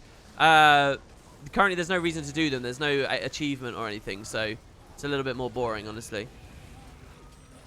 So in a lot of ways, I think that as far as content is concerned, you do get more out of the Griffin. But as far as movement and exploration is concerned, I think you get more out of the Skyscale. Also, people whine about time gates, but the time gates got fixed. There's this thing on the internet, right, where something will happen, and people will bitch and moan, and then the devs fix it, but people are all they really wanted to do was bitch and moan. So the news of the fixing is never as big as the news of the bitching and moaning. So people will whine about the time gates, but they're really not so bad anymore. It's mostly Tyrion in game and time night.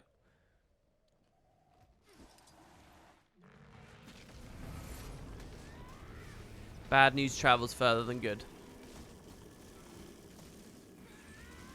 Can you imagine if the lightning orb mini orbs cleaved? That would be so powerful. Yeah, they got rid of the magic path ones. I think there was a patch note saying they were broken or something. I don't know.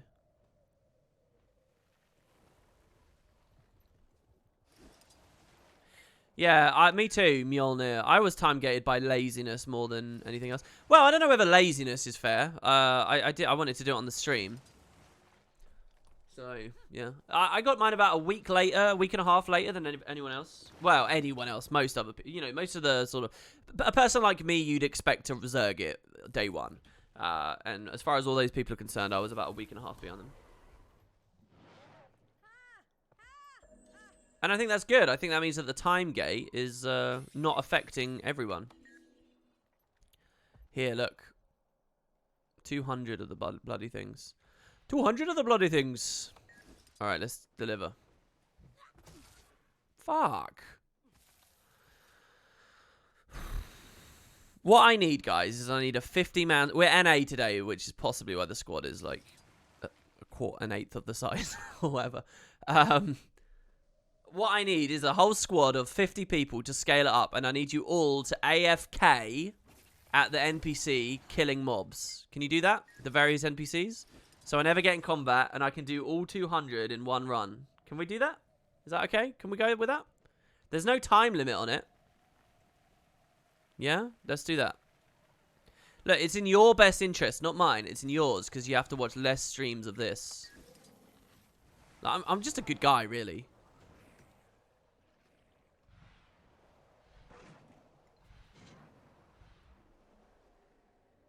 Look at how strong that is. No, I'm only joking. We're not going to swap to EU to try that. Pay for all of our server transfers. No. Or, here, I've got an idea. I've got a really good idea. Are you on NA? Sorry, are you EU when you're at the stream and you want to play with me, but you don't, you're not here because it's North America? Did you know if you click the link below the stream, you can get a free-to-play account and you can put that on EU? And that gives you all that beautiful new progression that I've been talking about. Yeah? Yeah? It will reset all your achievements and everything, alright? And just play that. And I know we're in Path of Fire at the moment, but for the vast majority of other stuff, boom. You can get an invite to the alternate spud, the spud that you've never seen, because you're only in the main branch for your region. And, yeah. Think about it, guys.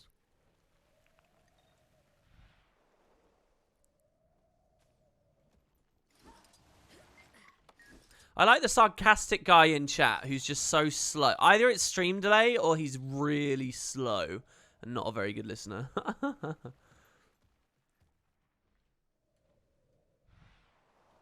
See, for as much as people might agree with me, like, oh yeah, the account binding thing, character binding, as much as people might agree with all my concepts and stuff, a lot of you still won't actually do it. Even if it came to making a free-to-play account, you're immediately going to think, oh, but I don't want to lose my progress. And you're not going to do it. So, you know, you may profess to enjoy the philosophies I espouse, but when it comes to putting it down on the line, you wouldn't do it. And I can at least say I genuinely have reset my progression multiple times in various different ways. And I practice what I preach. You guys, though, you should be ashamed. Ratchy says, I have a free-to-play account, but I never use it. You could use Launch Buddy, by the way, to very easily swap between your accounts and not have to bungle about with credentials and things. This one's okay. We got 5.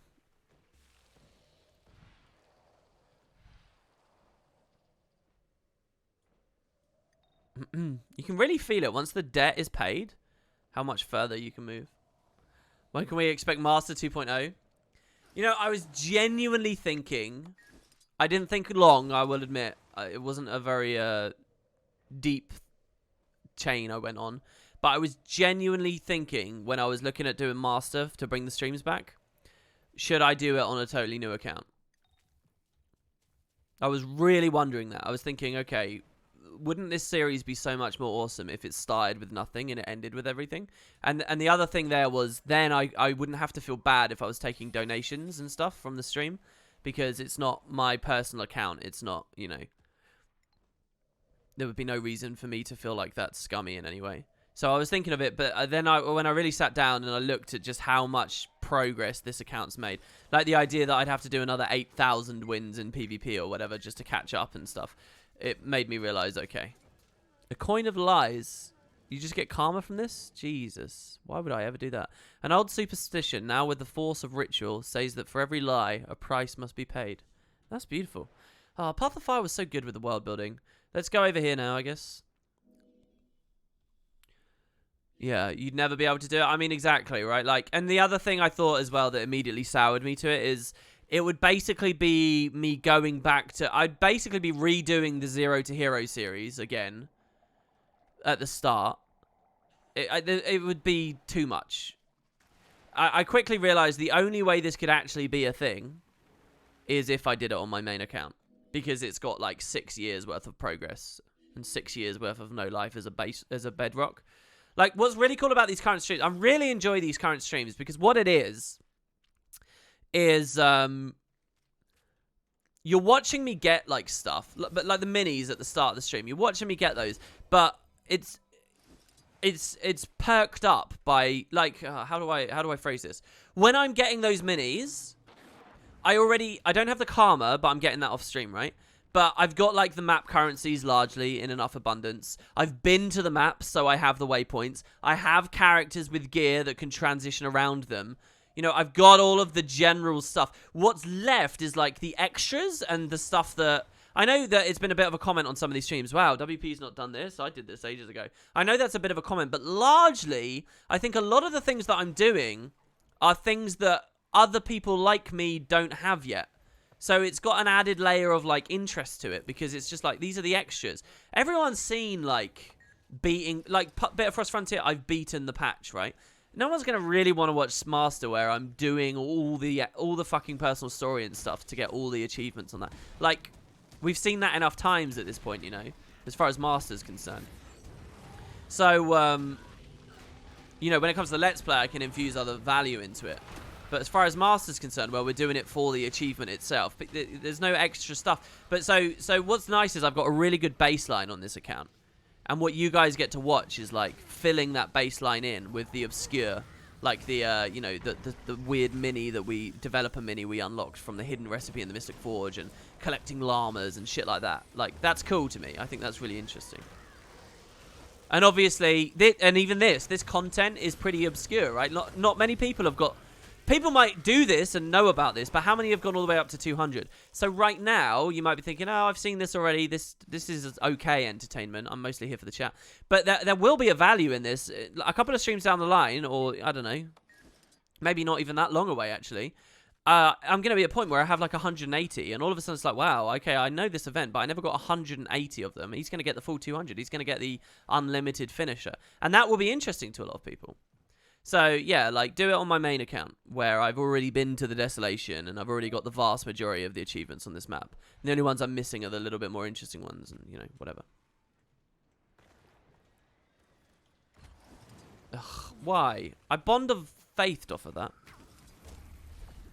Oh my god, did you see how close that was for us to get in combat? I engaged again. Someone asked, did you know that one of the minions, not sure, counts to Hammer Master? Actually, I think all of them do. And I'm guessing that person just told me that because he's been doing my AFK Karma farm. Oh, speaking of which, we've got males. Hold on, I want to get some more seals here. If we can get 5 per event, it's not too bad, but obviously we can miss out if we're too slow.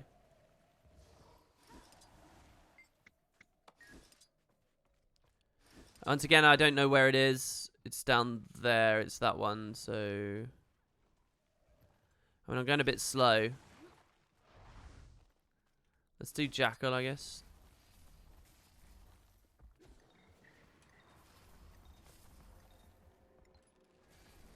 Roller Beetle was the way for this one, right? Yeah, I got a mail. Someone sent me a nice mail about the karma farm that I was doing.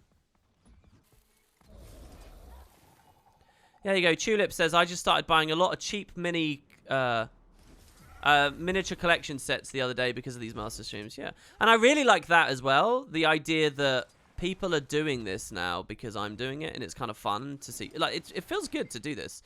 So hopefully it's fun to watch, and then therefore people are like, oh, I'll get this on my account. Yeah.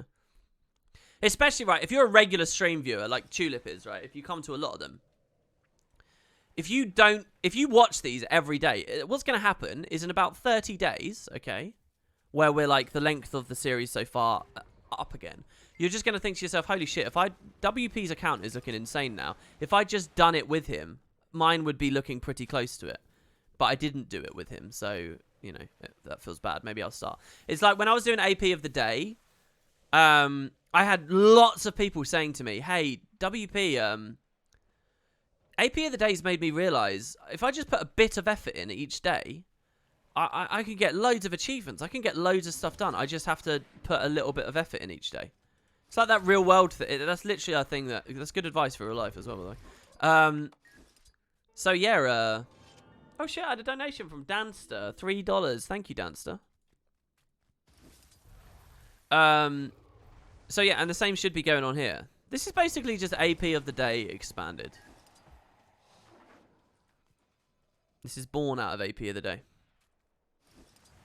6 years of gameplay. Did I ever get a precursor drop for you? No luck for me. Here since day one. Thing is, the fact you're here since day one doesn't qualify you to deserve a pre.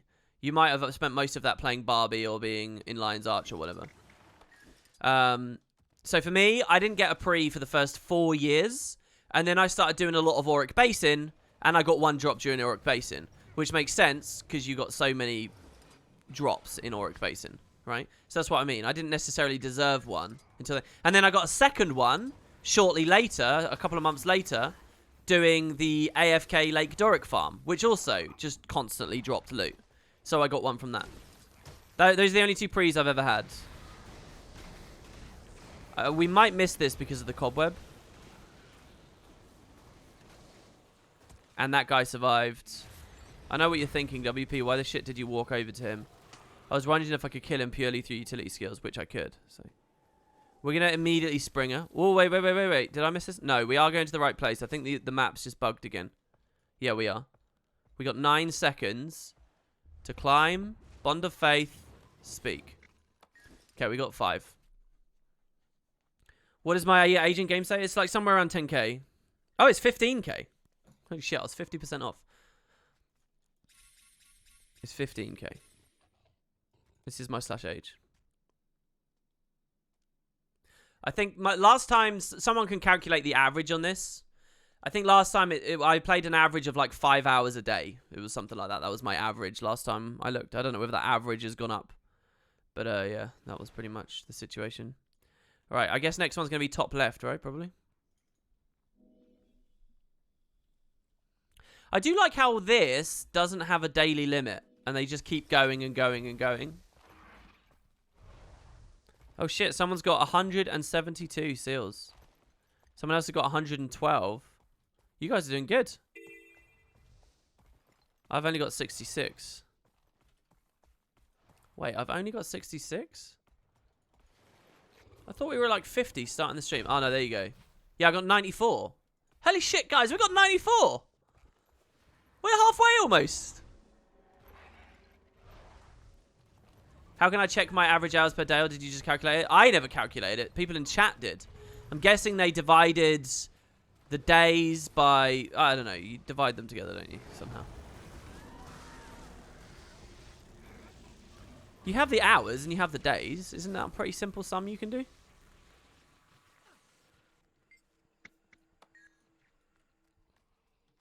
Right. Back to dead drops.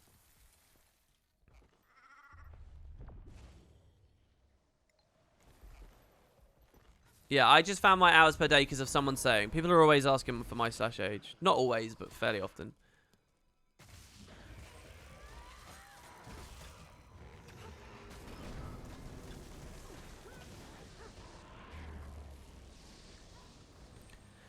To be honest, I feel like 5 hours is a pretty good average to have. For someone who plays this for like a living, right? 5 hours in game, every video, for every like half hour of video you see, there's probably something like 3 to 4 hours of production behind it. So 5 hours of gameplay a day, and we can say maybe there's 5 or 6 hours worth of video making in theory. If there was, you know, there's not videos every day anyway, but basically, I sort of feel like it's a good balance. I feel it feels alright to me.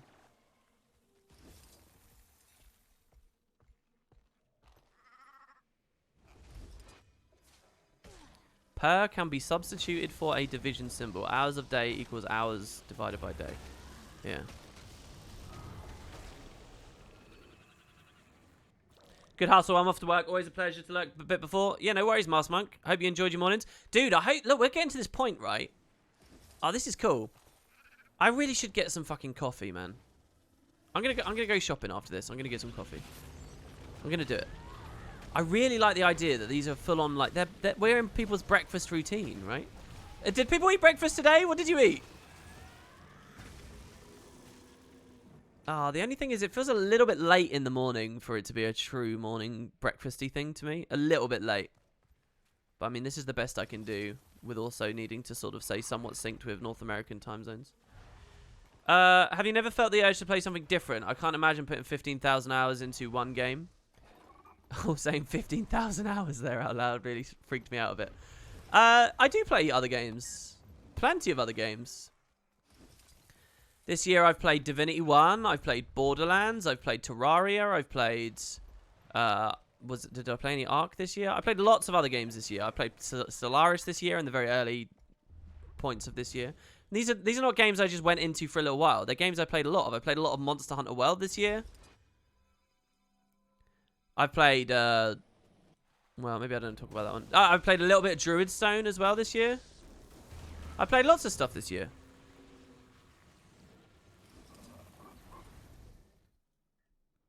And that's just this year. I mean, certainly, probably around when Heart of Thorns was coming out, I really didn't play many other games.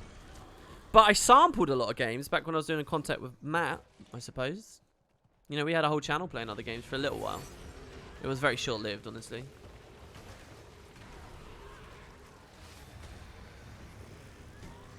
Yeah, and it's a lot of hours over 7 years, right? Like, 7 years is quite a period. I'm like looking at YouTube recommendations, right? And I'm getting really freaked out at the moment. Because I'll go on YouTube on my front page and I'll see this video recommended for you. And I'll look at the timestamp on it. And it says like 9 years ago or something. And I'm like, holy shit, I remember that coming out. So, I don't know why YouTube is doing this. I was talking about Guild Wars 1 YouTubers the other day. I was talking about like Doombox and stuff when I arrived on the scene and how, you know, how the Let's Play side, I felt like I could do a better job. I was talking about that. After I'd started LPing, the YouTube scene in general, just the internet in general, was really starting to embrace YouTube and for video games, and lots of stuff was going on around that time. So it wasn't only me. You know, my inspiration there was I'd been watching LPs of other games, and then I'd ended up doing Guild Wars content. And so that was true for other people as well. So there was a bit of a bump up in the very closing years. The twilight years of Guild Wars 1 was as YouTube gaming was getting big. And all the Minecraft LPs were coming out, and YouTube was starting to allow people to monetize, which of course brought a whole new breed of people into it. There were a couple of other YouTubers that stepped into the scene shortly after me, and in like the twilight years of Guild Wars 1. And one of them that I really enjoyed, I loved watching his stuff. I don't know what he's up to now. I don't know if he plays the game. I don't really know anything about him. I talked to him like maybe once, I think. But he did these really cool videos. In fact, before I give you the name, let me ask you, chat, who might I be about to talk to you about? I'm not talking about Doombox. Doombox was older than me and was established in the scene a lot longer. I'm talking about Twilight Years of Guild Wars after I was established. A guy kind of came on and started doing Guild Wars 1 videos. And they were awesome. Who am I talking about? Someone says it's insane how good Guild Wars 2 looks for a 2012 release. Yeah, but this is not a 2012 release. This is a 2017 release. This is Path of Fire. It's a new game. It's a new product. That kind of thinking is what fucking cripples this MMO. It's new shit. It's contemporary gameplay and gaming. No one has a single idea out there. Alright, Shadow Sprinter. That's our 100th. We've got 3. I don't know whether we'll get the 5. We're kind of bad at this one, it seems. Concrete Ducks? No, not Concrete Ducks. Was it Keanu Reeves? No, not Keanu Reeves. Oh, nobody knows. That makes me kind of sad, I guess. I'm talking a guy called Weekly Nick Gift Farms. He's this guy who used to sit down every week. Nicholas the Traveler would go to a different area. He'd trade different things and ask for different items. So he was just a guy who every week would do a Guild Wars 1 video showing off Nicholas the Traveler's new location and a comfortable way of farming Nicholas's required items. And he did it every week. And there were like tons of locations. So he did it for like a year straight at least, maybe 2. Like loads of them. And they were just really entertaining, chill, cool things to watch. It was well after Nicholas had been implemented. And again, in the twilight years of Guild Wars 1. So people kind of, you know, I don't think appreciated as much as they could. But it was so cool just to sort of watch his videos. Anyway, yeah, I saw a recommended. I actually watched one. I genuinely watched one of his episodes. I watched his Sunqua Vale Avocara Scalp Farm video just yesterday. And because YouTube recommended his video to me. I don't know why. But I looked at the timestamp and it said like 7 years old. And I was like, oh, I withered a little bit because I thought, holy fuck. I remember these coming out like they were not long ago.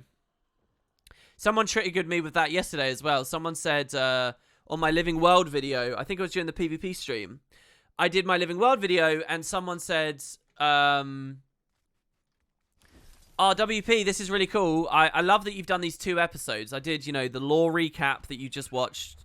I did the other one where I talked about the actual in-game implementation and discussed the whole situation and was a little bit ranty about it. Look how good a sky scale looks up in the distance. I did those 2 videos and someone said you should do a 3rd video. And the 3rd video is simply you reminiscing and talking about what you remember of those patches and what you make of them in terms of just as a game in general. Like, was the patch late? What were the skins that you could get? What did the content feel like? Just sort of a retrospective review almost of the patches from all these years in the future. Now, I'm not going to do that, I don't think, because I don't think anything I would say now in 2019 is better than what I would have said in the deliberate review-ish kind of content I made in 2013-14. So there's no point in that. I'm not going to do it. But the guy said in this comment, he said, you should do this. I just want to hear WP talk about what it was like in the good old days. Season 1, the good old days? What? They're not the good old days. They're the nowadays. How dare you? So, yeah. That was the other one. Have you and Boots talked about adventuring some more? No, since he moved, I've been playing Minecraft with him. But we haven't really talked about making Guild Wars content. The only thing I've talked to him about is this open world build video series I want to do. But I'm still hazy on how I want to incorporate him into it. And I think he's just kind of waiting on me at the moment to see what I say. I'm not sure how many adventures have inspired him. The new patch, obviously, never really had any. So we might see on this next festival. In fact, I should tweet him about that. Because they'll probably do a race or something, right? And they might do an adventure version of it. Minecraft server for subs when... Yeah, that's such a weird thing, right? If you are a top tier Patreon follower, I will... Actually, I don't even think it's up anymore. So never mind. But that's the kind of thing people do, isn't it? I don't know. Philosophically, I kind of don't like the idea of selling access to me. I think that's kind of weird. I get that that makes people lots of money. But doesn't that feel strange, don't you guys think? I don't really like that. And I do sell access to me in a way. I sell access to me because if someone asks me a question on Discord and I see that they're in the Patreon room, we have a special Patreon room where just people can talk. If I take a look at that, I'm always like, oh, I really, really want to answer these people very clearly and I want to give them good responses and stuff. While for most of the other channels, I'm more of a lurker a lot of the time lately. Like, I read pretty much everything people say, but I very rarely respond to it. At the moment, sometimes I respond a lot more, but for the past month or so, I've been a lot less. Since there's these streams, really, I don't know. I think these streams, I sort of get burnt out on interacting with the community, maybe. Well, not burnt out, but I feel like I've had my fill. While, when I wasn't doing daily streams, there was a little bit more space for it. Again, this should all be coming like Q&As and stuff. I don't know. I don't know what I'm doing there. But yeah, I kind of do sell access. But, you know, some people go crazy with it. Isn't that, like, one of the big things? Like, obviously, like, like the whole cam girl thing, right? Like, the whole point is if you pay enough money, they'll just sort of go tell you that you're best friends and, you know, take away the loneliness for a price. Oh, God. It's so sad, but that's the world we live in, man. That is actually the world we live in. All right. It's a shame this doesn't give me credit.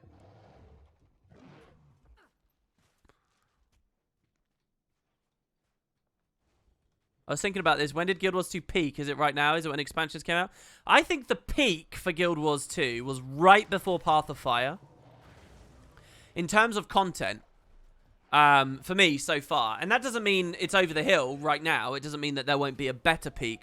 I just mean in terms of content. Like, so basically, right before Path of Fire, we had really consistent, really decently sized Living World episodes. The story was really entertaining. They were very, very, very well implemented. It was a lot of fun. And then with the last episode, episode 6, they added this new legendary called Aurora. And it required all this backtracked progress through all the recent patches.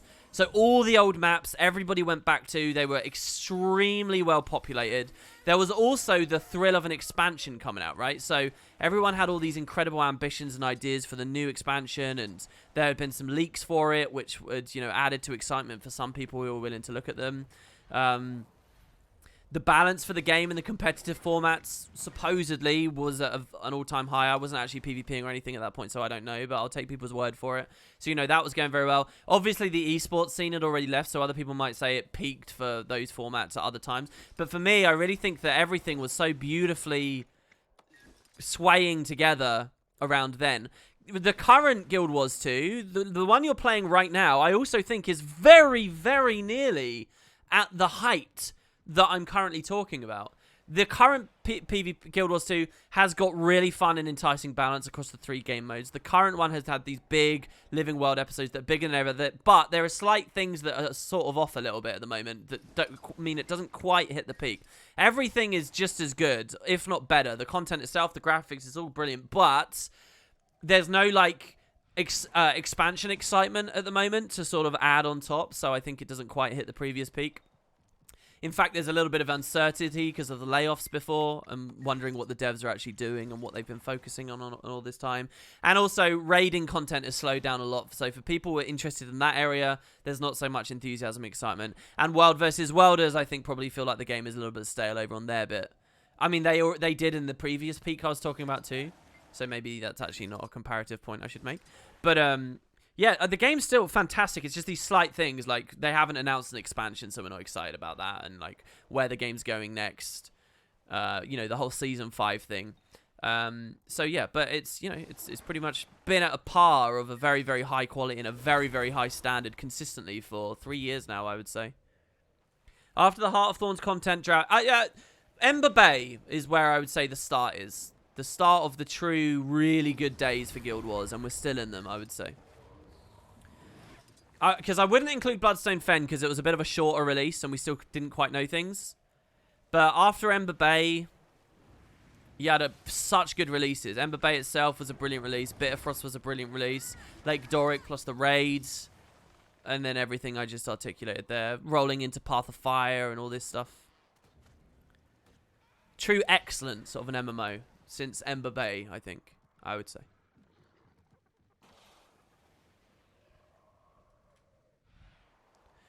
I know you just released a Season 1 video, and I don't want to push you too much, and I know now that with Dragon Bash you have video material, and I think you'll want to do and release some other videos. At what stage are you doing Season 2?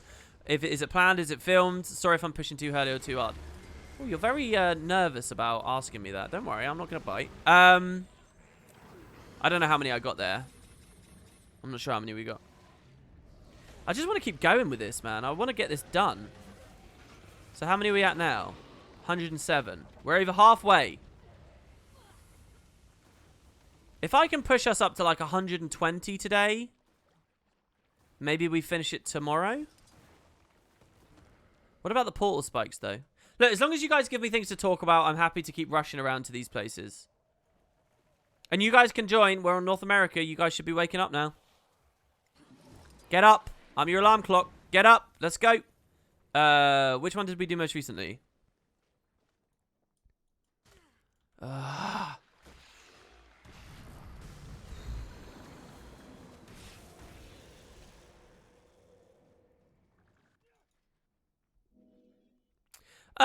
Sorry, as for season 2, I have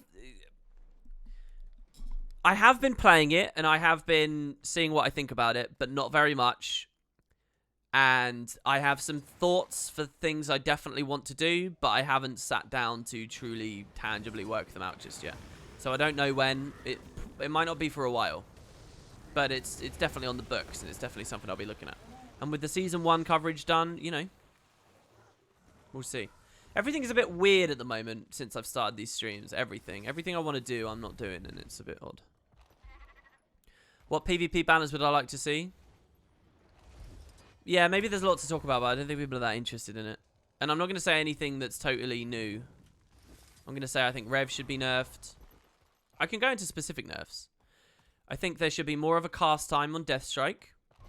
And I don't think it should apply chill and slow. If there's a cast time and it's something I can see to dodge, I'm fine with it. You can keep the loaded ass damage. The 4 I think is fine with the animation on it now. I think the mic nerfs were a good idea as well.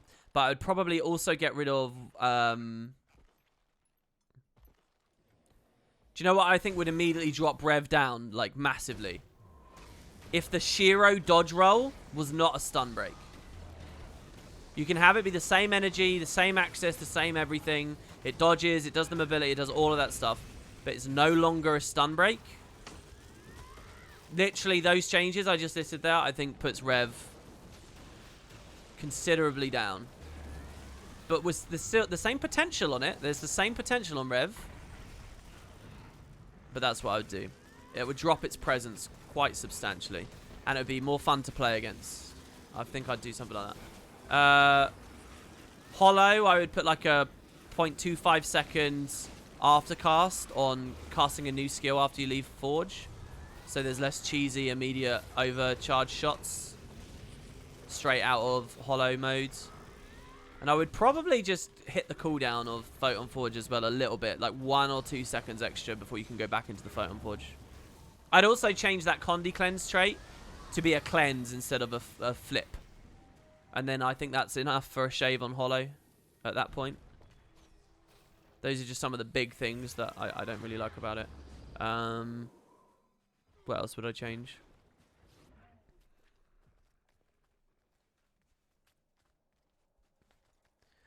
I don't know. I don't know. There's too much. I don't. There you go. You've had enough of an answer there. Let's move on. I don't know. I don't like flippantly talking about balance because there's so many considerations. There's so much to consider. I haven't talked about Soul Beast there. Soul Beast is pretty easy though. Unstoppable Union should just be a stun break. Do not make it unblockable. Just a stun break. It's still in flavor with the idea, but have it as a stun break. Merging pets. Also, drop the super speed on the Grandmaster trait from Quickening Zephyr down to like 1 second of super speed. Also hit its cleanse. Also hit the distance it can move with sweep. Also hit the parry duration on GS4. Then you're okay. You can leave Sikkim at 40% if you want. I don't care about that. But those other things would refine that down a lot. Do you think movement Condi should affect mounts at all? You see, that's an interesting decision they did with mount design, isn't it? I think it's okay the way that they've gone with it. Movement Condi's affecting it might make them feel like a bit of a slog or whatever.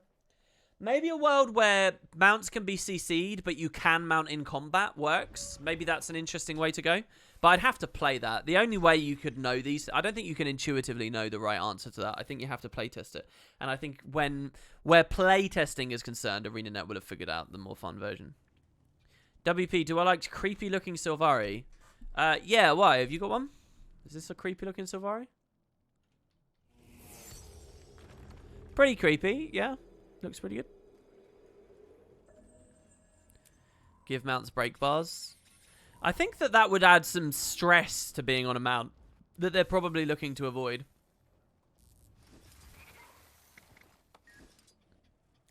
Okay, so I think we can beetle to this. Ready? I think. Like, what if you have a break bar on mounts? It kind of feels a bit like classic RPG underwater gameplay. You know, like you're watching this resource slowly drain. I think it would stress people out. I really do.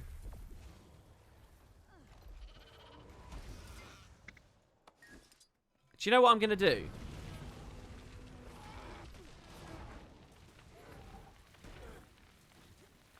I'm going to turn the Springer off. Now, you might think, WP, why are you turning the Springer off? Because we set the Springer as my favorite mount on the wheel. So I never need to mouse over to it anyway. I just have to double tap. All I have to do is this to get on a Springer. Oh. Okay, now it isn't working.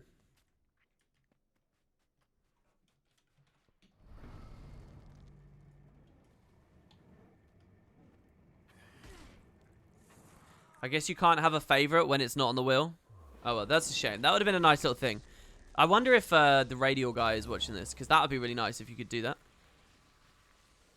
If it's my favorite, essentially what we're doing is we're shifting it into the center of the circle, aren't we? So we don't need it anywhere else. I'm doing this very slowly right now. Going through that cage is a terrible idea. Oh, this stealths me. Holy shit. I got 112 and forgot about the fact that stealths me.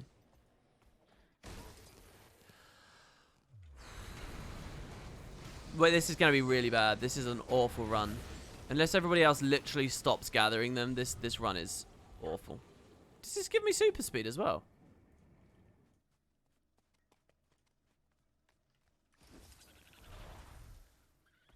And yeah, I know we could have beetled to this one as well.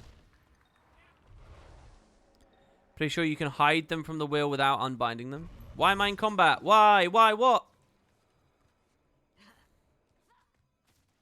We've only got one.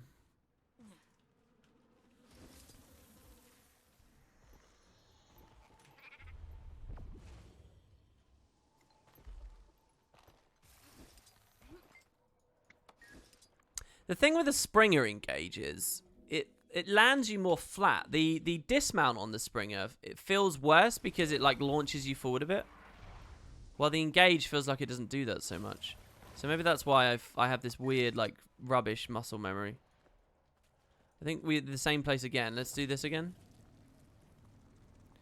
What are we doing? We're gathering 100 Order of Whispers seals from the Desolation.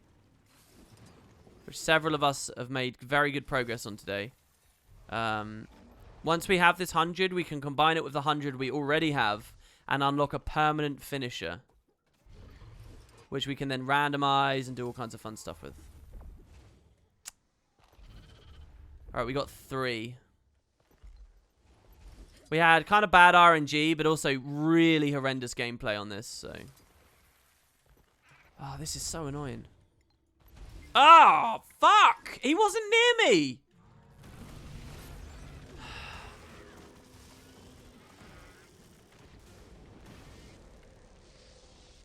Look at them running away.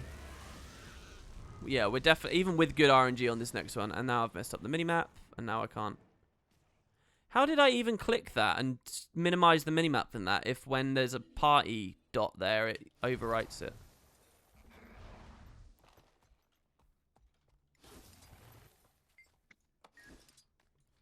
Oh, we did get good RNG. I'm never going to make it, though. That's a shame. Never going to make that. He was here. Alright. Someone contributed 8. Best run yet. See, I'm just angry that he got 8. Because I'm like, fuck, man.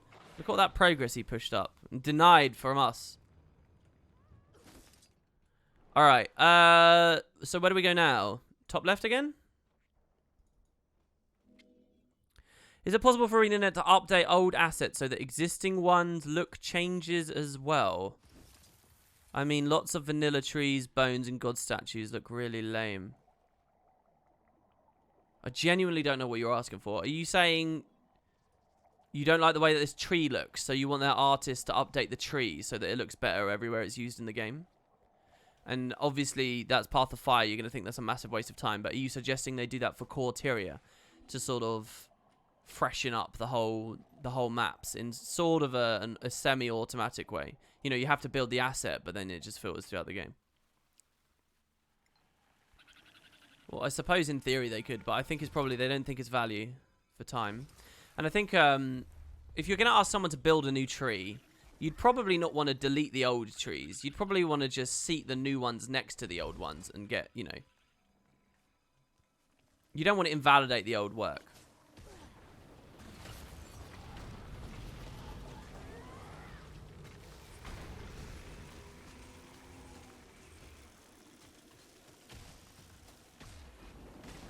So this might be one of my last ones. I guess we'll see.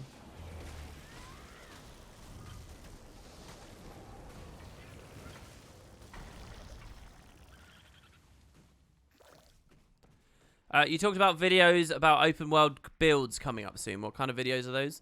Basically, a selection of builds that I would recommend to people that would allow you to very smoothly and comfortably clear open world solo content. So that's story content as well.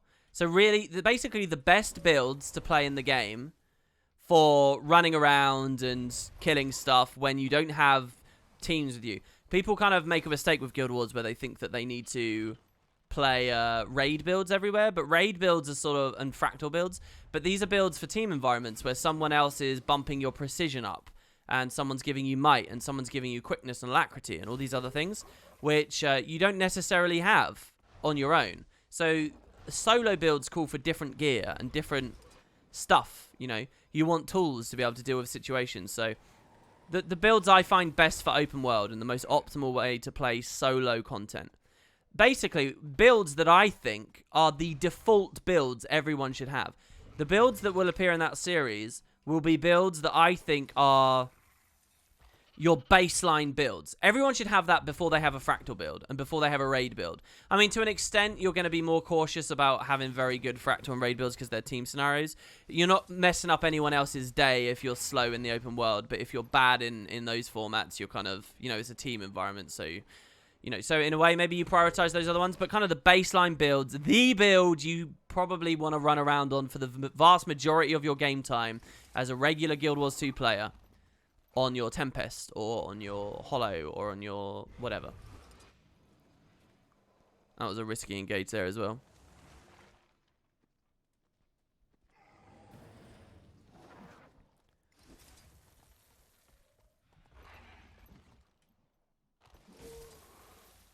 So I think with this drop and everyone else... This is a cool little island. It's a shame you don't get any more... Oh my god, he chunked me. I'm probably dead to these Reef Jakes. Reef Jakes do not fuck about. My god. I do feel like I need a little bit of stab on this. I don't know. But like, that's a good example. This build's good in the open world because it has downstate lava font, which is going to instant rally you with the Signet of Agony anytime. Nerdy PG says just have Power Reaper solved. Absolutely, if you're a Necro. But Necro is not the only class in the game.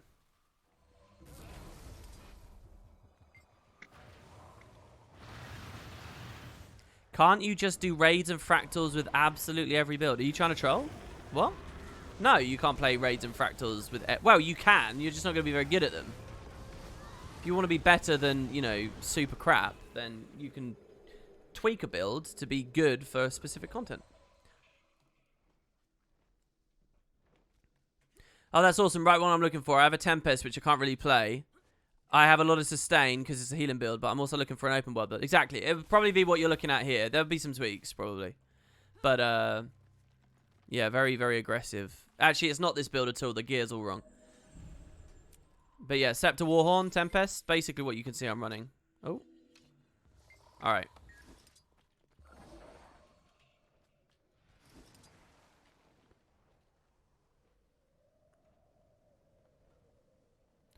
Is he going to get off of his mount?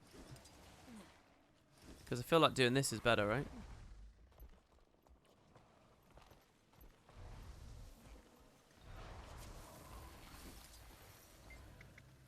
Oh, do you know what I should do? I should pop the... Oh, he used rewind. Look at that. He's using the portable thingy. I should pop the stealth right as I get off of the mount. I should pop the stealth. Oh, why did I not commit to that full jump? Because then I'm not going to get attacked when I deliver the thing. Don't use the engage ability and pop the stealth. And this will go way smoother. That's probably a pretty fundamental thing people have been doing. Let's go this way. Let's try that.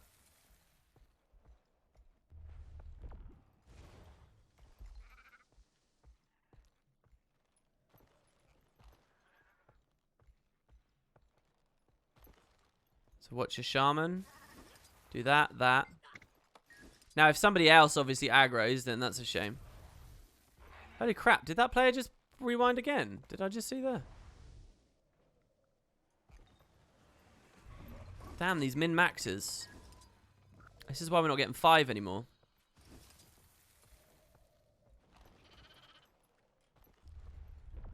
I think it's definitely worth considering how a build scales with other players as well as solo capabilities. As quite often you do encounter other players in the open world, and I think it's important to get new players to think about how you can start supporting allies for when it's required. I'm not necessarily just targeting new players, and I don't necessarily think that this build series job is to teach people how to play the game and how to have awareness. I think that you're asking for too much there. You're right that you do, and that's a nice component. Like, it's nice that this build has heatsink, but I think to prioritize that while I'm also trying to prioritize solo might, solo fury, solo quickness, solo stun break, solo stab, solo condi cleanse, literally everything. And now you're saying, oh, you need to have it to be able to spot other people too. I think all of a sudden it's like, okay, you got to know where your limits are. And it's easy to sit there idealistically say, oh, it should do this, and this. But realistically, I'm not going to prioritize that very high because there's a lot of other things to squeeze into the builds. And I'm thinking just as much about Living World episodes as I am about actually being out in the open world. And in Living World episodes, if you're a casual player soloing, then you're not going to have anyone there anyway. Ever.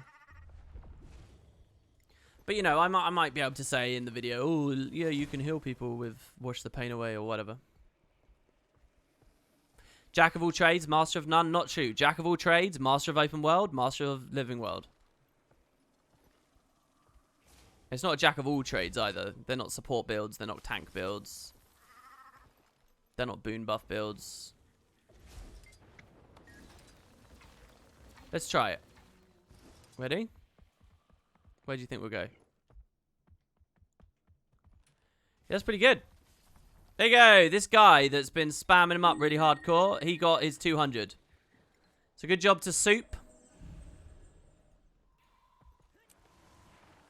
You get your permanent finisher. We're even in combat here. Chill out, game. Chill out. All right, I did say to go to 120. All right, so we'll get 80 tomorrow. Hold on, let's do one more event so that tomorrow we don't have to dedicate a whole stream to it. Let's do one more. Thanks for the inks. It's good to see you, man. And Turtle Jesus. Thank you, guys. To answer your question, I'm flying to Atlanta for a new engineering build for a product my company's making. Oh, that sounds good, Jules.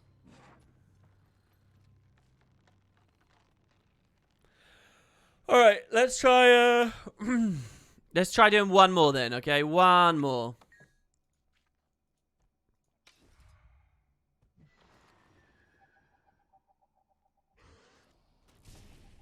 I mean, the finisher doesn't even look that good. I mean, it does look good. I wonder how high this comes as well. Maybe it looks really good in-game, because maybe that's, like, super high.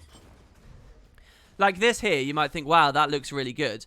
But what you might not have noticed is we've zoomed in a lot on the corpse. Can you see how close we are to the corpse? However, when we preview this one, we're zoomed out really far, which means this effect is actually really, really huge. Like, the Sand Shark one's a really big effect. Mega Laser's enormous. I wonder what the biggest finisher effect is. That one looked huge. The golem coming down. What's this going on up here? Whoa. Look at this. Level 80 Tempest.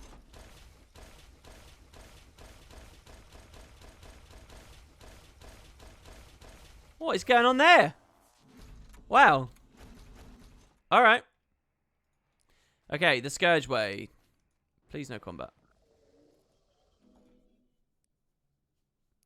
Oh, I missed a donation, says MOTG. Did I really? I'm really sorry about that. Hold on, let me check that, because I haven't looked at that all stream. I've just been getting seals. I feel pressured to focus on the game as much as possible, because otherwise I miss seals. Dancer, $3.33. Love the season 1 video and really enjoyed the stream. Thanks very much. Thank you. Keep it up, you say. I certainly intend to. Emo2G, $6.93. Thank you. I've been watching your dungeon series, and it's making me so nostalgic of beta weekends and launch. Loving the detail in them, though. The dungeon series makes you think of the beta weekends? Why is that? Is that just because it's Corteria and you spent a lot of time when the game first came out doing that? Anyway, thank you so much for the compliment and the $6. That's really lovely of you. Thank you. That makes it worthwhile. You know, if I sit down and do a morning stream and we get, you know, 2 different people donating like that, that's like $10. Okay, $10 in 2 hours is pretty low pay, to be honest. But if this was a normal job, but it's still very nice. So thank you very, very much, guys. And it makes it absolutely worthwhile. Besides, what are we doing? We're just playing a game. Reminds me of beta because we tried to rush to level 30 to try Ascalon Catacombs. Oh, I see. Was that actually in the beta, though? I would have thought they would have locked that off. It's a sonic boom distortion that breaks into the game's UI, yeah.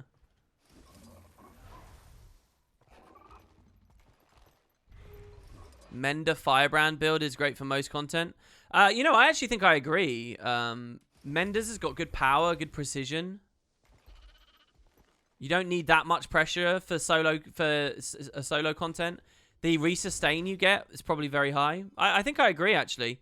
The tome, as long as your traits are set up correctly, that you can just keep spamming F1. Tomes, you know, and dropping the 4 in there and stuff. I think I can see that, you know. I really do. Catacombs was in beta weekend event 2 and 3. Wow. I couldn't remember that. I could not tell you that, you know, Catacombs wasn't in the original beta, but was in some of the other ones. Season 1 video was awesome. You learned a lot. Well, yeah, people keep telling me that they learned stuff. What did you learn, guys? Tell me what you learned from that Season 1 video. I'm curious. Because I probably learned a thing or two, too. What did I learn? Well, I had a comment in very broken English saying that Erin actually... the moment I told the story about Erin from the wiki summary was actually not when it happened. It happened after the season or something. So, I learned that, I guess, when they finally took Erin on board. But what did you guys learn? We learned to love each other. Okay. Oh, we made it.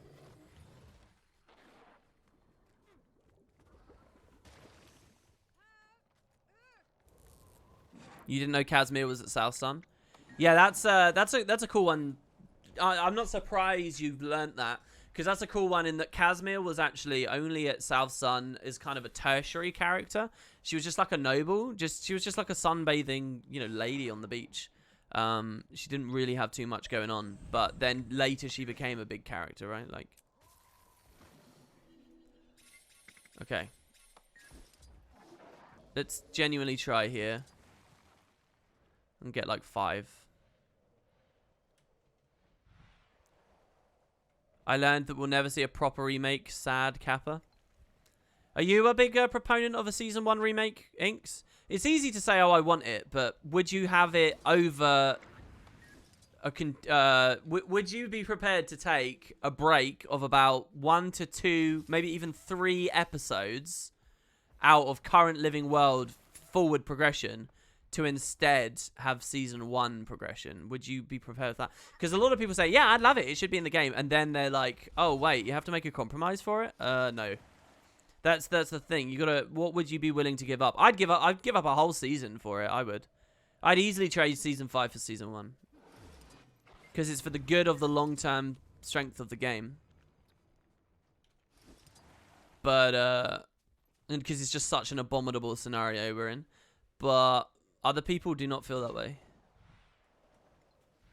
I reminded you where Kanak came into the picture. It slipped your mind for years. Yeah, Kanak is kind of cool, actually. Do you know what? I made that observation as well, and I felt like I learned a little something from that, or, you know, it brought it into focus. The Kanak is like the original... Of all the characters, Kanak was like the earliest. Kanak's like original South Sun stuff. Like way before so many of the other characters. Which is kind of cool because I kind of think of him as not one of the main ones because he was in prison for so long, you know, and as the group was forming, Kanak kind of wasn't really a big part of it. He came later. You know, even as we go into Season 2, you guys will see, he's still just a Nice's heel, right? But in a weird way, like, he is sort of the MVP because he was there so long in the story. What a brilliant character. Considering we didn't play Season 1 for years, and it seems like most people didn't at all, my memories of it weak, I'm willing to wait for Season 6 in order to get Season 1 in the current format. I'm totally with you. I'm glad, Star-Lord. That's exactly how I feel, man. Everything you said there applies if it was the exact same, but it wouldn't be the exact same. It would have to change a lot. And so that, therefore, as well, is another reason to say, well, look, it's called Season 1, and it's some of the earlier story, but the content itself is all going to be totally new and fresh and interesting to people. It's themed around old subject material, but it's still new. It's every bit as valid to me as, like, a Zaitan raid, for example. Right? Like, yeah, we're back to the Zaitan story, but who gives a fuck? It's a Zaitan raid. It's a new raid. It's still cool. You know what I mean?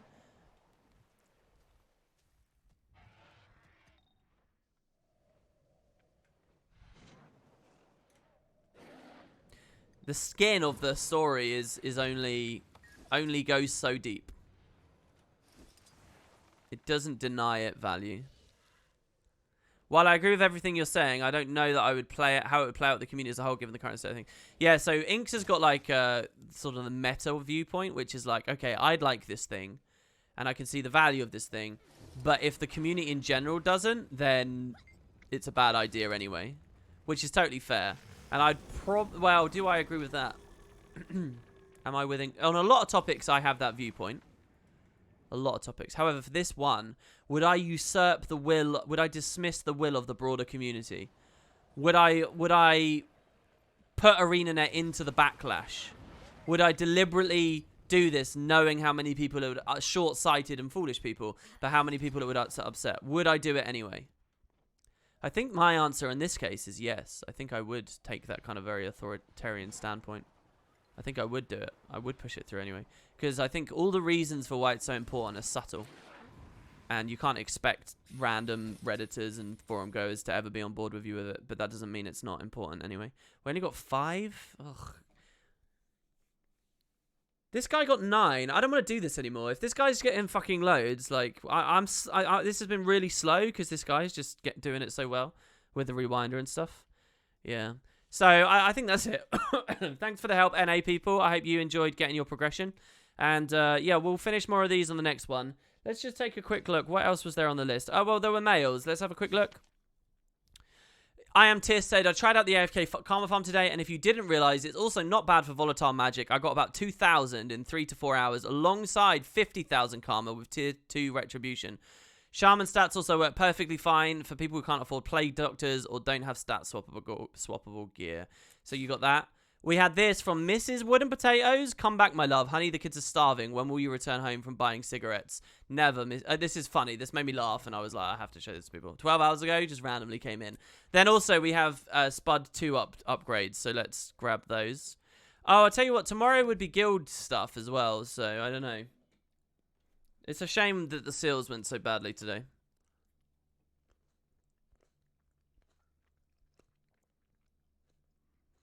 So I'm eating a grape. What do you think of ArenaNet adding more group hard mode versions of story instances? I don't know whether it's needed. I talked about that on a recent stream. And by that I mean yesterday, literally the same question came up. I think migraine's cool, but I think, you know, raids are there, fractals are there. You don't need to keep cross-pollinating the experiences the game offers.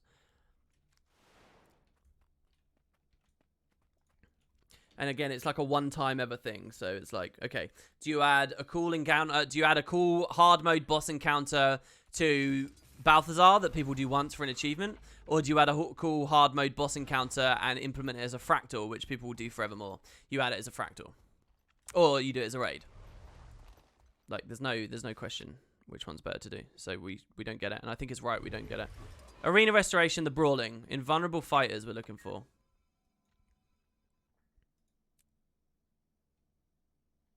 Here we go. Invulnerable fighters. Add an invulnerability coordinator to the arena, allowing for brawling without taking damage. I don't remember this. I didn't remember this feature. So we needed to restore to tier 2. We needed 18 bags, 500 leather, and 50 PvP potions. So there it is. We tried to get the pitfall traps before, and it didn't quite work. So there you go. We're level 43. Next, the war room restoration.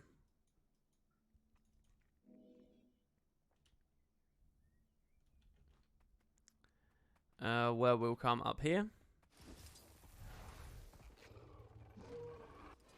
Why are there so many content creators sharing such disgust towards the community? Who's showing disgust toward the community? Am I showing disgust towards the community? That's right, you all disgust me. Shameful, evil little people you are. You disgust me. Scribing iron guards. Here. Craft schematics to manufacture a tier 2 improvement that significantly increases the defenses of the guards at your guild's claimed objective. Rough paper, mithril ingots, cured leather thick squares, mystic crystals, 10 ecto, 100 wood planks, 100 iron ingots, and 50 incandescent dust. Ethereum and favor. Beautiful. Tavern restoration. Let's go to the tavern.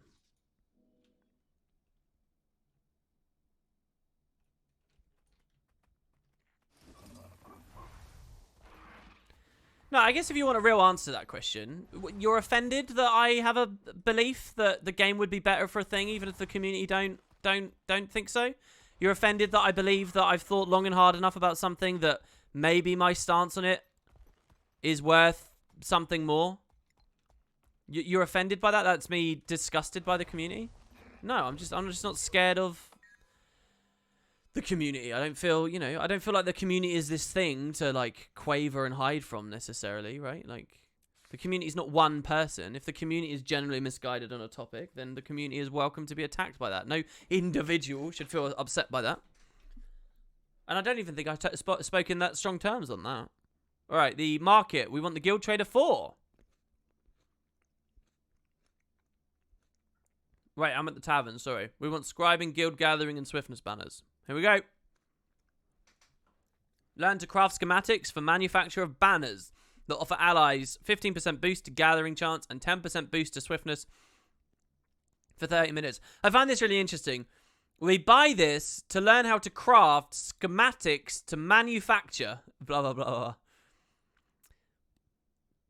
Quality paper, mithril ingots, cured leather squares, crystals, ecto, planks, omnonberry, seaweed. And the last one is the market restoration.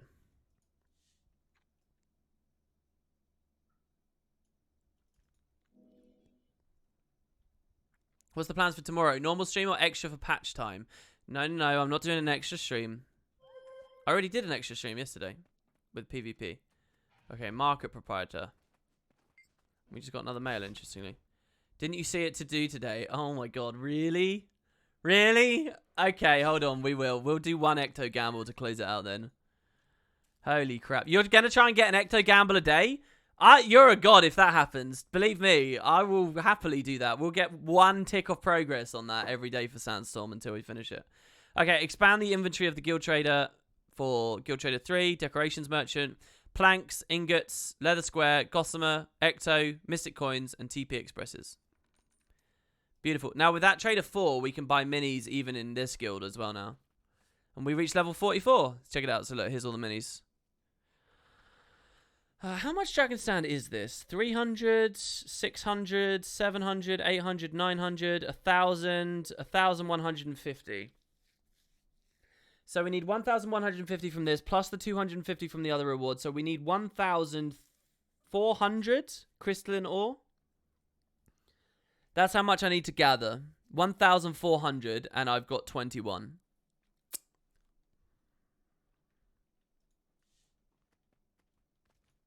Alright, let's go this way. Oh, wait, no, that's the wrong thing. No. Someone's pinged the next event.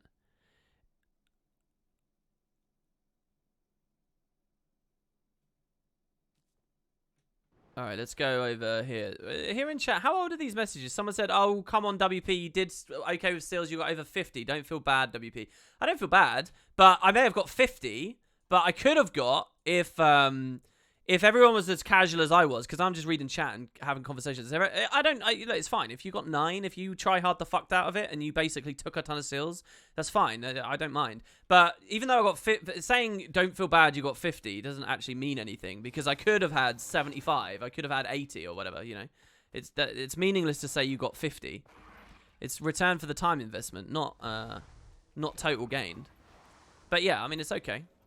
And tomorrow we can finish it off. Is chat going on? Why is chat going against casuals? What's all this?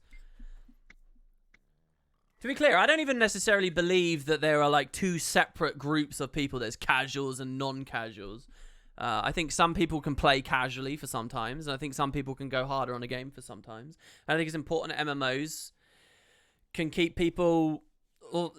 The larger end of the bell curve are people who don't go crazy with it. They're not people with 15,000 hours like me. They're people with less hours, so it's obvious that an MMO caters to them. I don't really have any strong opinions beyond that. That's all. I wasn't even thinking about casuals, so to speak, earlier. When I talked about casuals, I think it's a bit of a snobby thing to say in the first place. Anyway, Sandstorm Flush Hand. Let's pick this up. We're very low on money now, by the way, as you'll notice. But we'll see. Alright, we got an awful roll. Sandstorm has not been kind. That feels horrible. That's a lot of money lost again.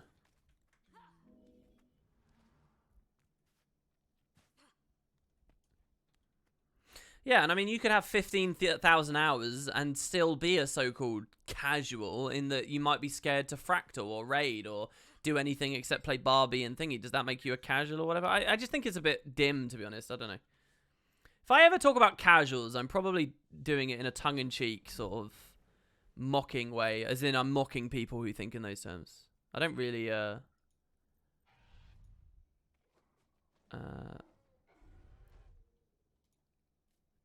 no, I don't know. I don't know whether I want to sell these. Maybe I want to TP these. Anyway, look, we've got plenty here. Let me just, once again, have a quick look. I did have Joko busts that I had written I wanted today. And I did have the Endless Gin Tonic I wanted to do another attempt of today. But neither of those are going on, so we'll ignore those. We did get the minis. Basically today, we got a ton of we got minis and a ton of these seals. And we did the Portal Spiker. So, yeah, we got to do this meta over and over and over again now. That's kind of the thing. So maybe I'll park a character there. Maybe, let's check this. Right before I leave, let's check this. Can I? Well, let's do it.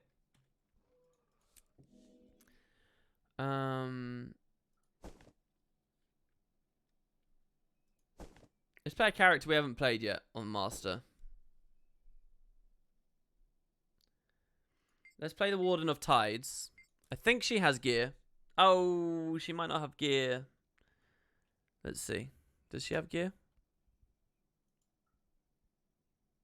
Can someone explain the AFK farm to me, or do I need to ask Reddit? Just watch the stream, man. Just go back to the yesterday's stream. It's literally just... I'm just standing in Sandswept Isles with minions out. It's nothing crazy. Why are you so excited and desperate to know? That's it. I'm just standing in Sandswept Isles with minions so that every now and then the minion kills something and I get a little bit of karma. That's it. It's not a big story. The reason you're going to get an answer is because it's not a big deal.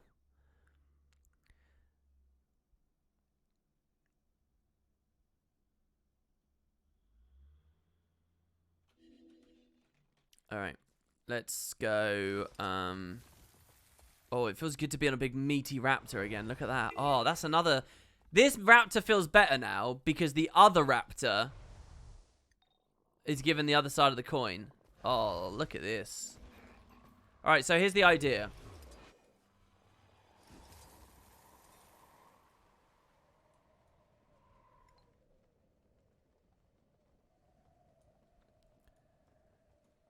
It's that we go to the thing, right?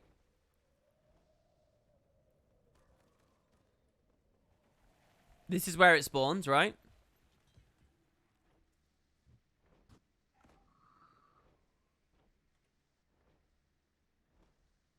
Mind you, when I log in, I won't be on the sky scale anymore. So maybe we hide like here or something. Right? And then we just, when the meta's up, we just come here. And we just wait. And then we're done, right?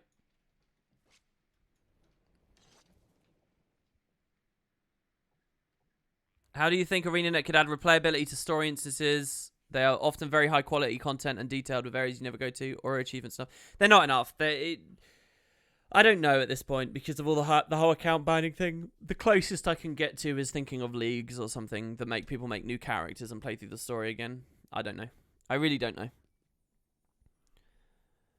I think what Vision did, at least getting us to rewatch some cutscenes, was cool. But yeah. All right, that's it, guys. That's the stream. That's Master for today. Thank you very much for watching. Thanks for the lovely chat. Thanks for the enjoyment. I'm feeling pretty burned out at the moment. I don't know why. So I'm going to just go chill out and relax. Hope you guys all have a good one. And I'll see you for more tomorrow morning. Same time. Oh, right. Okay. And yeah, let me go through this bill. First of all, we have a Discord. If you guys want to come, join the community, chat, maybe be in the guild, anything like that. There's like thousands of us in there. You can go have fun. Where we talk about guild wars and non-guild wars and all kinds of stuff. Also, let me just have a look here. For support today, we had... Emo2G sent a tip of $6 and said, I hope you're disgusted by this. Thank you. Thanks very much. Inks with the sub. It's great to see you always, Inks. Every time you're in chat, it really makes my day. Thanks, man. Turtle Jesus, it's good to see you. Thank you very much for the Prime sub. Danster with the $3. Danster with the sub earlier. Daoshu with the sub. Emo2G as well with the earlier $6. We had a host from FrostyC9, so thank you very much. Flamespire X got 10 months in a row with a sub. Glassy Ducky, D Sansilier, and Vader Cookie was 15 hours ago. But yeah, all of you guys who subbed, thank you so much. It's brilliant to see you all. And again, if at all you want to support me in any further way, Patreon is the place to go. Please, please, please do consider looking at it. I keep plugging it, and it's not really changing, and I don't know whether I should be wasting my breath, but we'll see. There's a Patreon link there. If you guys are interested, please let me know. And, yeah, until then, guys, thanks very much. I'll see you next time.